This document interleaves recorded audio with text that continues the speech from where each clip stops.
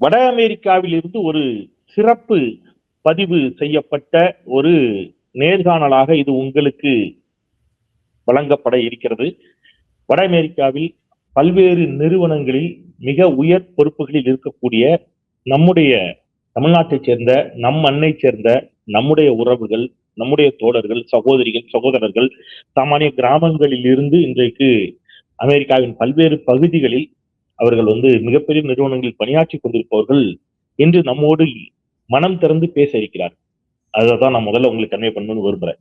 இந்த நேர்காணல்ல என்னோடு கிட்டத்தட்ட 8-10 தோழர்கள் இணைய இருக்கிறாங்க. நான் உங்களுக்கு ஒவ்வொருத்தரையும் அறிமுகப்படுத்துறேன். ஏன் இன்னைக்கு இந்த நேர்காணலுடைய நோக்கம் அப்படிங்கிறதை நான் சொல்லிடுறேன். தேர்தல் நடந்து முடிந்து விட்டது. 4ஆம் தேதி தேர்தல் முடிவுகள் வர இருக்கின்றன. 4ஆம் தேதிக்கு முன்பாகவே, தேர்தல் முடிவுகளுக்கு முன்பாகவே இந்த வீடியோ நான் உங்களுக்கு கொடுக்கறதுடைய நோக்கத்தை நான் சொல்லிடுறேன்.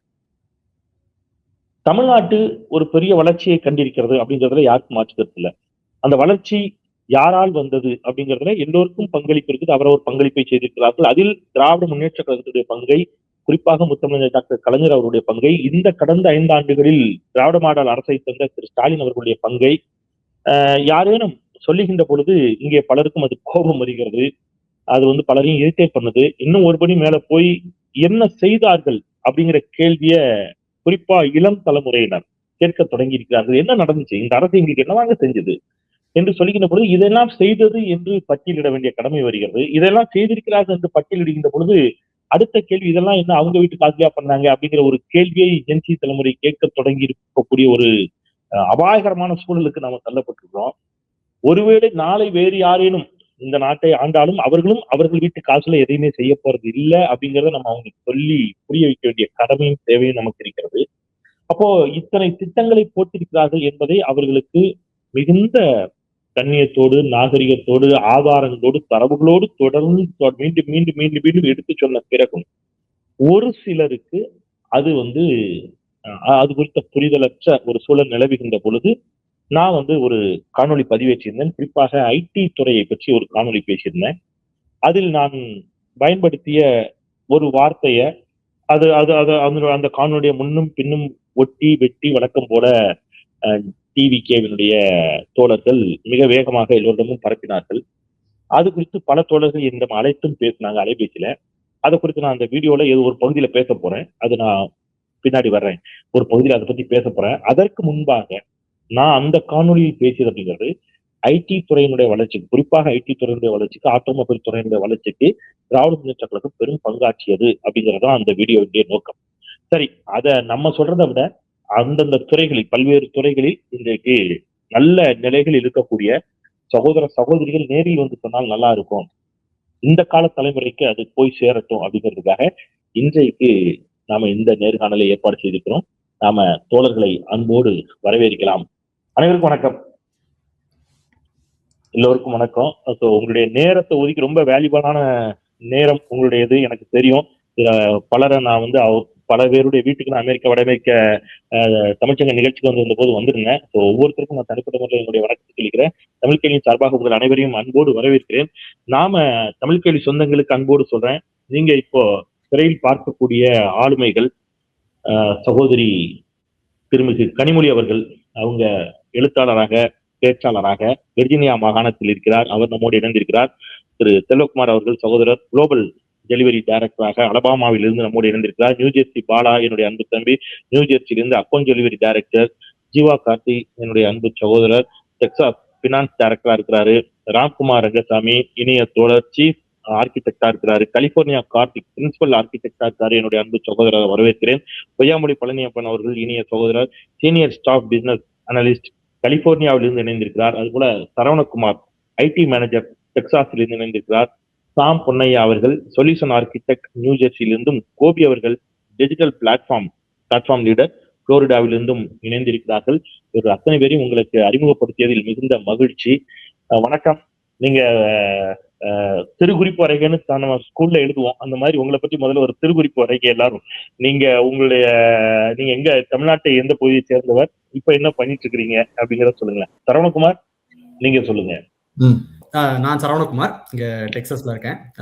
பிறந்து வளர்ந்து படிச்சதெல்லாம் சென்னையில.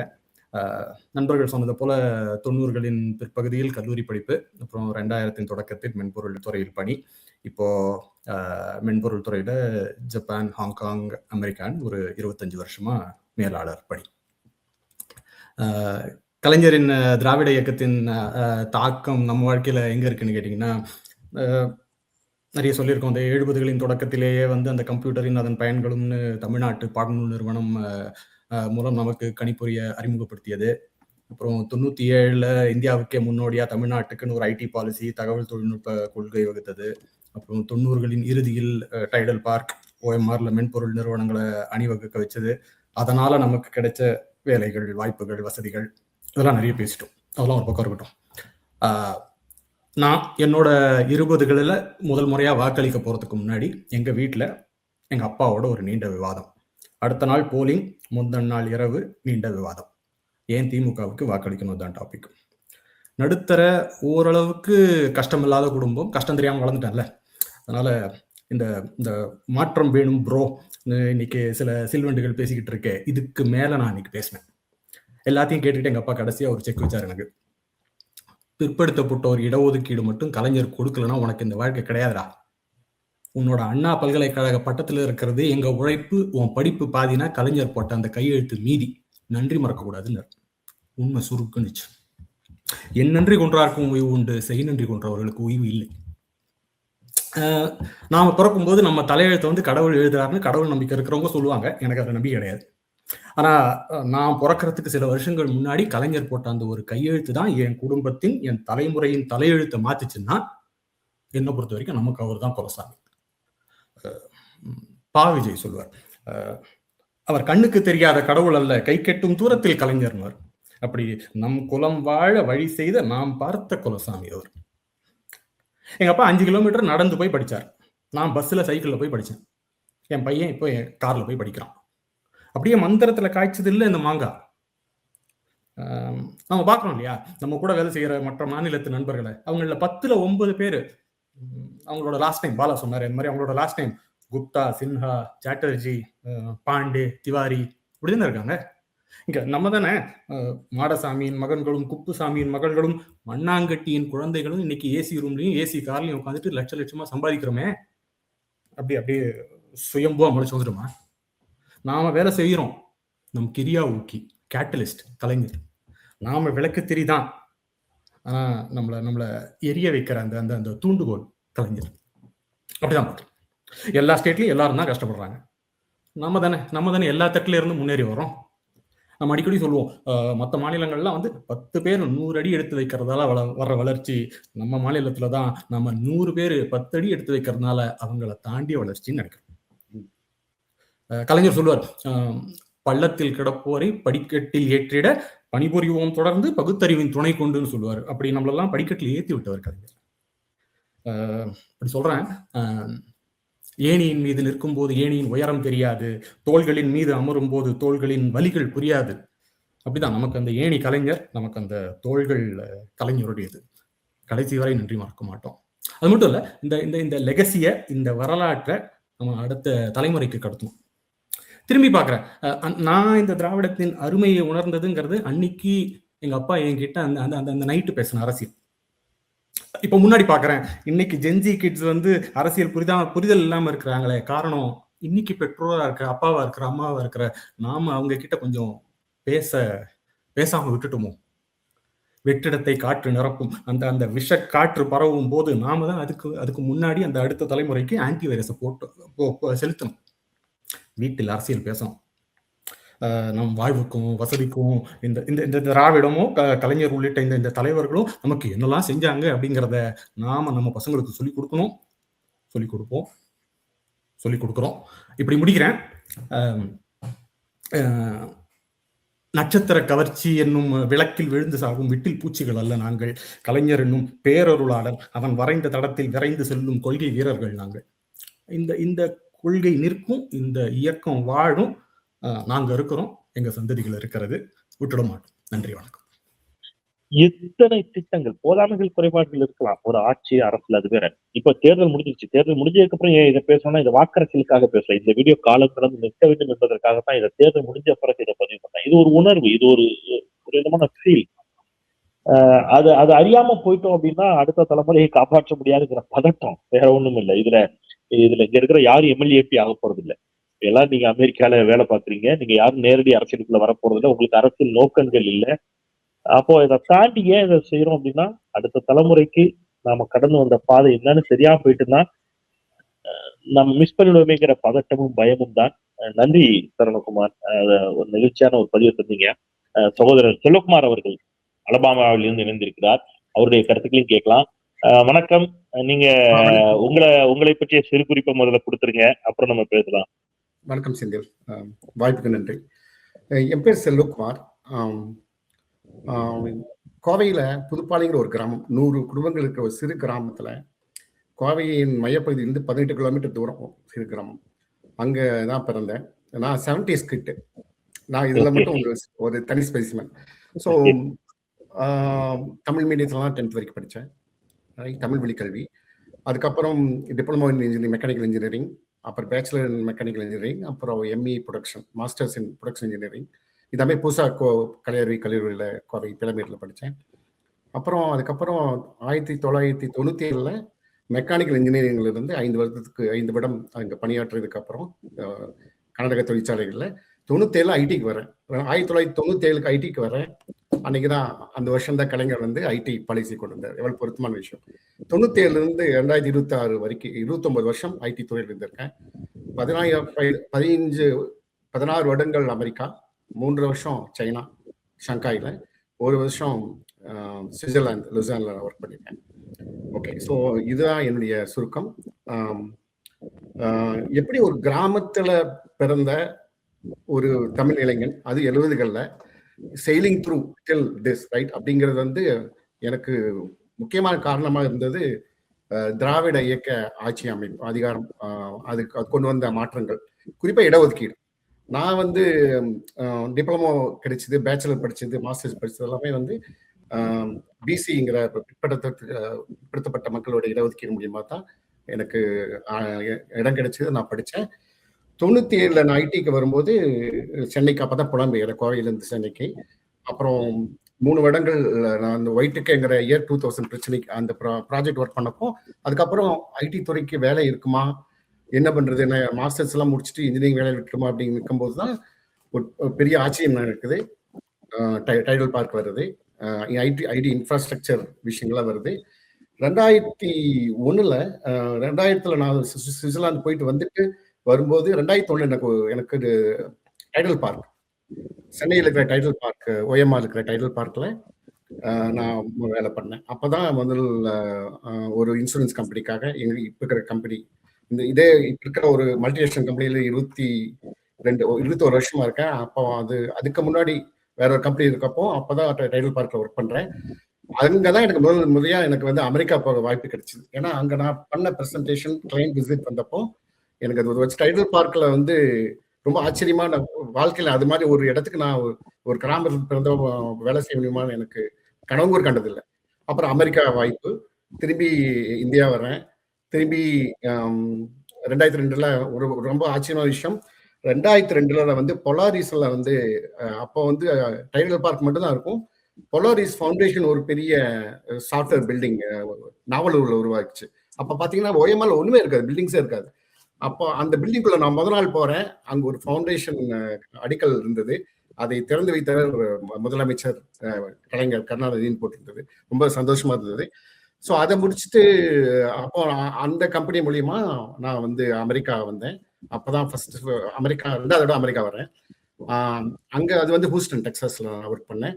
3 வருஷம் படிச்சேன், 3 வருஷம் ஒர்க் பண்ணேன். திரும்பி இந்தியா வந்து அப்புறம் இந்த கம்பெனிக்கு வந்து திரும்பி சைனா, அது விரிவா நம்ம பேசும்போது அதை பத்தி சொல்றேன். ஸோ இதுல பாத்தீங்கன்னா டைடல் பார்க், அப்புறம் எங்களுக்கு ஹியூமன் ரிசோர்ஸ், நான் வந்து 1000 பேர் பக்கமா வந்து இது வரைக்கும் வேலைக்கு எடுத்திருக்கேன். இந்த ஹியூமன் கேபிட்டல் உருவாக்க காரணமானது வந்து இடஒதுக்கீடும் அப்புறம் இந்த நுழைவுத் தேர்வு இல்லாதனால தான் அப்படிங்கறத வந்து நீங்க பார்த்திருக்கலாம். ஸோ இதோட நான் என்னுடைய அறிவு உரையை முயற்சிக்கிறேன், பிறகு பேசுவேன். நன்றி. நிச்சயமா நிச்சயமா. செல்வகுமார் அவர்கள் ரொம்ப அழகா ஒரு விஷயம் சொன்னாரு. நான் 12th முடிச்ச அந்த டைம்ல இன்ஜினியரிங் போகணும்னா நீங்க வந்து என்ட்ரன்ஸ் மஸ்ட். ஒரு சின்ன வில்லேஜ். என்ட்ரன்ஸ்னா என்னன்னு பல பேருக்கு அப்ப தெரியாது. என்ட்ரன்ஸ்க்கு எப்படி அப்ளை பண்ணணும்னு தெரியாது. என்ட்ரன்ஸ்க்குன்னா அப்போ அதையும் தாண்டி என்ட்ரன்ஸ் போன பசங்களுக்கு அந்த என்ட்ரன்ஸ் எப்படி எழுதணும்னு தெரியாது. ஏன்னா பெருநகரங்களிலிருந்து பெரிய கோச்சிங் எடுத்து வந்த பிள்ளைங்க இருப்பாங்க அப்பவே. மேல்தட்டு பிள்ளைங்க அவங்களோட இங்கிருந்து போய் அந்த என்ட்ரன்ஸை எழுதி கூட காம்படிட் பண்ண முடியாத நிலையெல்லாம் உண்டு. என்ட்ரன்ஸ் பொறியியல் தேர்வுக்கு இன்ஜினியரிங் தேர்வுக்கு என்ட்ரன்ஸை கலைஞர் ரத்து செய்த பிறகுதான் சாமானிய வீட்டு பிள்ளைங்க நிறைய பேர் இன்ஜினியரிங் கல்லூரிக்கு வர முடிஞ்சது அப்படிங்கிறதையும் நம்ம இங்க வந்து இங்க என்ன சிக்கல் அப்படின்னா சாதனைகளை ரொம்ப மெல்லமா சொல்ல வேண்டியிருக்குது. அதை சத்தமா சொன்னா பல பேருக்கு கோவம் வருது. ஏன் சொல்றேன் அப்படிங்கிற மாதிரி ஆயிடுச்சு. அது ஒரு விசித்திரம், நான் காலம் தந்த விசித்திரமா தான் நினைக்கிறேன். கோபி நம்மோடு இருக்கிறார். கோபி, எல்லாருக்கும் வணக்கம். அது கடைசியா பேசுறதுல இருக்கிற சிரமம் என்னன்ட்டு பேசுறதுக்கு நான் ஒரு பாயிண்ட் வச்சிருந்தேன். அதையும் சரவணன் அண்ணன் பேசிட்டாங்க. நிறைய பாயிண்ட் எல்லாரும் சொன்னாங்க. நான் என்னுடைய பயணத்தை வந்து நான் வேற மாதிரி சொல்லலாம்னு இருக்கிறேன். அதாவது நான் பிறந்த ஊர் வந்து கோவில்பட்டி. பிறந்து வளர்ந்து 12ஆம் வரை படித்தது தூத்துக்குடி மாவட்டம் கோவில்பட்டி. கோவில்பட்டி மாதிரி இன்னொரு தொகுதி இருக்கான்னு தெரியல எனக்கு. திமுக என்கிற கட்சியை பொறுத்த மட்டும் கோவில்பட்டியில் இதுவரை உதயசூரியன் ஜெயித்ததே இல்லை. இந்த தேர்தல் அதை மாற்றும் என்று பரிபூர்ணமாக நம்பிக்கொண்டிருக்கிறேன். நடக்கும். ஆனா இதுவரைக்கும் ஜெயிக்கல. அது எதுக்கு நான் சொல்றேன்னா, நான் கோவில்பட்டியில பிறந்து வளர்ந்து நான் ஸ்கூல் முடிக்கிற வரைக்கும் எனக்கு லோக்கல் திமுகவினர் யாரு என்ன எதுவுமே தெரியாது. கலைஞர் என்ற ஒரு ஆளுமையை நான் சன் டிவி நிகழ்ச்சிகள் மூலமாக மட்டுமே அறிந்தவன். நான் வந்து 96ல நான் 6th ஸ்டாண்டர்ட் ஜாயின் பண்றேன். அப்பதான் சன் டிவி வருது. அதை பார்க்க ஆரம்பிக்கிறாங்க. ஸோ பார்க்க ஆரம்பிக்கிறோம். அதுல கலைஞர் நிகழ்ச்சிகள் போடுவாங்க, பார்த்துட்டு இருப்போம். அவருடைய தமிழ் என்னை இழுத்தது. அதுதான் முதல் ஈர்ப்பு. அவ்வளவுதான். அதுக்கப்புறம் நான் +1 வரும்போது 10th முடிச்சுட்டு நான் கம்ப்யூட்டர் சயின்ஸ் குரூப் எடுத்து படிக்கிறேன். அதுக்கப்புறம் நான் கோவில்பட்டி கல்வி மாவட்டத்தில் நுழைவுத் தேர்வுல முதல் மதிப்பெண் எடுத்து அண்ணா பல்கலைக்கழகம் கிண்டி பல்கலைக்கழகத்துல சரவணன் அண்ணா அங்கதான் படிச்சாங்க. நான் கிண்டி பல்கலைக்கழகத்துல கணினி பாடத்திட்டம் எடுத்து படிக்கிறேன். ஸோ அப்பதான் முதல் முறையா சென்னை போறேன். 2003ல நான் முதல் முறையா சென்னை போறேன். இதுக்கு நடுவில் கோவில்பட்டியில வந்துட்டு அந்த 99 அந்த பீரியட்ல வந்துட்டு தங்க நாற்கர சாலை வந்து கோவில்பட்டி நகரமே டெவலப் ஆகுது. இதுக்கு முன்னாடி ரூரல் கோட்டா அப்படிங்கிற ஒரு பத்தி பேசணும். கோவில்பட்டி வளர்ந்ததுக்கு ஒரு முக்கியமான காரணம் வந்து ரூரல் கோட்டா. கோவில்பட்டியில இருக்கிற நிறைய பள்ளிகள் வந்துட்டு ரூரல் கோட்டா கீழே வந்ததுனால சுத்தி இருக்கிற கிராமத்துல இருந்து அந்த பள்ளிகளுக்கு வந்து படிச்சாங்க. நிறைய பேரு நல்ல மதிப்பெண்கள் வாங்கினாங்க. ரூரல் கோட்டால நிறைய பேர் டாக்டர்ஸ் ஆனாங்க. எல்லாரும் இன்ஜினியரிங் பத்தி பேசணும். டாக்டர்ஸ் நிறைய பேர். நான் இப்பொழுது என்னுடைய பெற்றோர் வசிக்கும் அந்த தெருவில் நான் +2 படிக்கும் போது ஒரு 200 மீட்டர் டிஸ்டன்ஸ்குள்ள இந்தியாவிலேயே அப்படி ஒரு தெரு இருக்கான்னு தெரியல, 7 வீட்டுல டாக்டர்ஸ் படிச்சுட்டு இருக்காங்க அந்த பகுதியில. இது எல்லாமே எல்லாத்துக்கும் காரணம் கலைஞர் 96ல் கொண்டு வந்த ரூரல் கோட்டா அப்படிங்கிற ஒரு ஸ்கீம். அதை அப்படியே எக்ஸ்டெண்ட் பண்ணிட்டு 2002ல எடுத்துட்டாங்க. நான் 2003ல நான் காலேஜ் போறேன். அப்போ அந்த ரூரல் கோட்டா அப்படிங்கிற ஸ்கீம் இல்லை. இது எல்லாமே அது பாட்டுக்கு நடந்துட்டு இருக்கு. நான் வந்து ஸ்கூல் முடிச்சு காலேஜ் போய் ஜாயின் பண்றேன். சென்னை ஃபர்ஸ்ட் போறேன். சென்னையை சுத்தி பார்க்குறேன். அண்ணா யூனிவர்சிட்டி, அண்ணா சாலை எல்லாமே அண்ணா பேர்ல இருக்குது. அண்ணா நினைவும் இருக்குது. நிறைய இது போயிட்டு இருக்குது. அப்புறம் தான் நான் எடுத்து பார்க்குறேன் என்னதான் நடந்திருக்கு, யாரு இந்த அண்ணா, கலைஞர் என்ன பண்றாரு. ஏன்னா 2006 நான் காலேஜ்ல இருந்தப்போ கலைஞர் திரும்ப ஆட்சிக்கு வராரு. நான் அப்பதான் எடுத்து பார்க்குறேன். அப்பதான் தெரியுது என்னுடைய வாழ்வில் நான் சொன்ன அத்தனை நிகழ்ச்சிகளிலும் கலைஞர் இருந்திருக்கிறார். அவர் வந்து எப்படி இருந்திருக்கிறாருன்னா கோவில்பட்டிக்கு சிவலப்பேரி அந்த கூட்டு குடிநீர் திட்டம் கொண்டு வந்திருக்கிறாரு. நான் +1ல எடுத்த அந்த கணினி பாடத்திட்டம் அப்படிங்கிற இதை முதல்ல கொண்டு வந்தது கலைஞர். நான் காலேஜில் எடுத்த கம்ப்யூட்டர் சயின்ஸ் எடுத்தது கலைஞர். நான் என்னோட குடும்பத்துல முதல் தலைமுறை பட்டதாரி. காலேஜுக்கு போறேன், ஸ்காலர்ஷிப் தராங்க. நான் முதல் தலைமுறை பட்டதாரியா போறேன். அந்த ஸ்காலர்ஷிப்ல தான் நான் படிச்சேன். அதுவுமே கலைஞர் கொண்டு வந்தது. இப்படி அதாவது ஒரு தொகுதியில் தனது கட்சி இதுவரை ஜெயித்ததே இல்லை என்ற போதிலும் அந்த தொகுதியில் ஒரு ஓரத்திலிருந்து வந்த என்னுடைய வாழ்க்கையிலேயே இத்தனை இம்பாக்ட் அவர் ஏற்படுத்தியிருக்காருன்னா, இது மாதிரி கோடிக்கணக்கான மாணவ மாணவியர் வாழ்க்கையில எத்தனை இம்பாக்ட் அவர் ஏற்படுத்தி இருக்கிறாரு. அவர் அந்த இம்பாக்டை நம்ம எத்தனை வருஷம் மிஸ் பண்ணியிருக்கிறோம் அவர் ஆட்சி பண்ணாத காலங்களில். அப்படிலாம் நினைச்சு பார்க்க எனக்கு வந்து மலைப்பா இருக்குது. அந்த மலைப்பில் வெளிப்பட்ட நன்றி தான் அன்று முதல் இன்று வரை நான் சொல்ற நிகழ்ச்சிகள்லாம் நடந்து கிட்டத்தட்ட 25 வருஷம் ஆச்சு. இன்று வரை தொடர்ந்துட்டு இருக்குது. அதுக்கப்புறம் முடிச்சுட்டு கல்லூரி படிப்பு முடிச்சுட்டு நான் ஐடில ஜாயின் பண்ணி இப்போ அமெரிக்கா வந்து கிட்டத்தட்ட ஒரு 17 வருஷமா ஆகுது. இப்பவுமே வந்து நான் இப்போ ரீசெண்டாக MBA முடிச்சுட்டு இங்கே ஒரு கம்பெனியில் ஒர்க் பண்ணிட்டு இருக்கிறேன். இத்தனை நிகழ்வுக்கும் காரணம் கலைஞர். இதையும் தாண்டி அவர் அரசியல் ஆளுமையாக இருந்து செய்த சாதனைகளை தாண்டி என்னுடைய வாழ்க்கையிலும் வேற இப்போ நான் மேனேஜ் பண்ணிட்டு இருக்கிற டீம்லையும் அவங்க ஏதாவது கஷ்டத்தோட வந்தாலும் நான் அடிக்கடி ரெஃபர் பண்ணி பார்க்கறது கலைஞரோட வாழ்க்கையில தான். கலைஞரோட வாழ்க்கையை தான் இப்போ அண்ணன் செந்தில்வேலன் சொன்ன மாதிரி அவர் செய்த திட்டங்களில் பல சாதனைகள் எல்லாம் அவரோட உருவாக்கத்தின் சிறு துளிகளாக தான் நம்ம எல்லாம் நின்றுட்டு இருக்கிறோம். இன்னும் பல கோடி பேர் இருக்கிறாங்க, அதுக்கு அவங்களுக்கு தெரிஞ்சு தெரியாம நிறைய பேர் இருக்கிறாங்க. ஆனால் அந்த திட்டங்களில் உள்ள போதாமைகளும் குறைகளும் அவர் செய்த துரோகங்களாகவும் அவர் திட்டத்தின் தோல்விகளாகவும் பார்க்கப்படும். ஆனா இன்னொரு பக்கம் இருக்கிறவங்கள இந்த ப்ரிவிலேஜ் பக்கம் இருக்கிறவங்கள அவங்க செய்யற சாதாரண கடமையே வந்து பெரிய சாதனையாக பார்க்கப்படும். அதுக்கு பல எக்ஸாம்பிள்ஸ் இருக்குது. ஆனா கலைஞர் வந்துட்டு செய்த சாதனைகள் கூட, கலைஞரும் சரி இன்றைய முதல்வரும் சரி, அவர்கள் செய்த சாதனைகள் கூட இது அவங்களுக்கு தேவைப்பட்டது, அவங்க பண்ணிதானே ஆகணும், அவங்க என்ன மக்கள் பணத்தை அவங்க சொந்த பணத்தை எடுத்து கொடுக்குறாங்க, இந்த மாதிரி அவர்கள் செய்த எண்ணற்ற நினைத்து கூட பார்க்க முடியாத சாதனைகள் வந்து இது கடமை தானே, இதைத்தான் என்ன பண்ணிட்டாரு, இது வந்து அவர் பணத்திலே செஞ்சாரு, இந்த போன்ற ஒரு 2-3 வார்த்தைகளை வச்சுட்டு ஈஸியா புறந்தள்ளிடுவாங்க. அதே மாதிரி அவர்கள் செய்த திட்டங்களில் உள்ள போதாமைகளும் குறைபாடுகளும் வந்துட்டு அது துரோகங்களாகவும் தோல்விகளாகவும் கட்டமைக்கப்படும். இந்த மாதிரி ஒரு வாழ்க்கையை கலைஞர் முழுவதுமாக கிட்டத்தட்ட ஒரு நூற்றாண்டு வாழ்ந்துட்டு தந்துட்டு போயிருக்கிறாரு. அவரோட வாழ்க்கையிலிருந்து நம்ம தோல்வியிலிருந்து எப்படி ட்ரீட் பண்ணிக்கலாம், நன்றி அற்ற மனிதர்களை வந்து எப்படி ட்ரீட் பண்ணு படிச்சுக்கலாம், இந்த மாதிரி எப்படி நெகட்டிவ் சினாரியோஸை வென்று நம்ம வாழ்க்கையை வென்றெடுக்கிறோம் அப்படிங்கிறதும் படிச்சுக்கலாம். ஸோ அவர் ஒரு யூனிவர்சிட்டி மாதிரி எடுத்துட்டு நான் எப்போ அவர் வாழ்க்கையை புரட்டி பார்த்தாலும் நெஞ்சுக்கு நீதியாகட்டும், அவருடைய வாழ்க்கை இதனாகட்டும் நம்ம பேசினா நம்ம இன்னும் ஒரு 1008 எபிசோட் பேசினாலும் அவரை பற்றியும், அவர் செய்தது பற்றியும், அவர் செய்ததான விளைவுகள் பற்றியும், அதற்கான தாக்கத்தை பற்றியும் பேசினா பத்தவே பத்தாது. ஸோ இந்த ஒரு ஆங்கிள் இருந்து என்னுடைய அருமை உரையை நான் நிறைவு செய்கிறேன். வாய்ப்புக்கு கோபி. அவங்களுடைய 2வது சுற்று கருத்தை உங்களுடைய சுருக்கமா கேட்பதற்கு முன்பாக கோபி சொல்லி கூட மருத்துவத்தை பற்றி சொன்னார். சென்னையில வழக்கமாக முடித்திருக்கும் நிலையம் ஒன்றுக்கு செல்வார். அங்க வந்து போகும்போது அந்த சகோதரர் வந்து தொலைபேசியில பேசிட்டு இருக்கிறார். அரபியத்துல அவங்க தங்கை ஃபேமிலி போறாங்க, சித்தப்பா பொண்ணு எல்லாரும் வந்து போறாங்க. கிளம்பிட்டீங்களா, ட்ரெயின் கிளம்பிட்டீங்களா, எங்க நார்வல் தானே போறீங்க, அங்கேயிருந்து போயிடுறீங்களா, சரி ஆமா அப்படிலாம் பேசுறாங்க. அப்ப நாகர்கோவில் திருநெல்வேலி இந்த மாதிரியான பேச்சு வந்த உடனே அவங்க மெடிக்கல் காலேஜுக்கு சேர்க்க போறாங்க மாதிரியான அந்த பேச்சுல புரிஞ்சுக்கிட்டு அவர் வச்ச உடனே நான் ரெகுலரா போற கடை என்ன தம்பி யாரு போறாங்க, எங்க ஊர் பக்கம் போற மாதிரி இருக்குது அப்படின்னு நான் கேட்டேன். ஆமா சார், என் சித்தப்பா பொண்ணு, அவங்க அப்பாவும் சித்தப்பாவும் அங்க கடை வச்சிருக்கிறாரு, முடிவெட்ட கடை வச்சிருக்கிறாரு, ஒரு பொண்ணுக்கு டாக்டர் ஆகணும்னு ஆசை, 12th நல்ல மார்க்கு, நீட்டும் எழுதுனா, பட் என்னன்னா ஒரு தனியார் கல்லூரியை சொல்றாரு, அரசு கல்லூரியில இடம் கிடைக்கிறதுல சிக்கல் வந்துச்சு. அந்த மதிப்பெண்கள் நீட் பாஸ் ஆகியும் 12th மதிப்பெண்கள் அடிப்படையில் கிடைச்சிருக்கும். நீட் மதிப்பெண்கள் அடிப்படையில் பாஸ் பண்ணிட்டாங்க, பட் தனியார் மருத்துவக் கல்லூரியில அரசு கோட்டால சேரணும். அதுல வந்து அந்த ஃபீஸ் எப்படி கட்டுறதுன்னு தெரியாம இருந்தோம். என் கடைக்கு ஒரு நாள் ஒருத்தர் வந்திருந்தாரு, நான் இது மாதிரி அது தொடர்பா என் தங்கச்சி எல்லாரும் போன்ல பேசி அழுதுட்டு இருந்தாங்க, இப்ப எப்படியாவது சேர்க்கணும், ஃபீஸ் இடம் கிடைச்சிட்டு எப்படி ஃபீஸ் கட்டுறதுன்னு தெரியலங்கிறத நான் பேசுறதை கேட்டு அவர் சொன்னாரு. என்ன விஷயம்னு கேட்டா நான் விஷயத்த சொன்னேன், நான் பாத்துக்கிறேன்னு சொல்லிட்டு அவங்க எல்லாம் வர சொல்லுங்கன்னு சொன்னாரு. அவர் திமுக காரரு, அறிவாலயத்துக்கு கூட்டு போனாரு, அவங்க ஒரு அறக்கட்டளை வச்சிருக்காங்களாமே, அங்க வந்து இதெல்லாம் போய் சொன்னாரு, எல்லாம் எடுத்து ஒரு வாரம் அலைய வேண்டியிருந்துச்சு சார். போனோம், எல்லாம் பார்த்தோம், யாரையோ கூட்டு போனோம், எல்லாம் அலைஞ்சோம். இப்ப அந்த மொத்த ஃபீஸையும் அவங்க அந்த அறக்கட்டளையில இருந்து கட்டுறாங்க. இப்ப என் தங்கச்சி என் குடும்பம் வந்து ட்ரெயின்ல வந்து அங்க போயிட்டு இருக்கிறாங்க அப்படின்னு சொன்னாரு.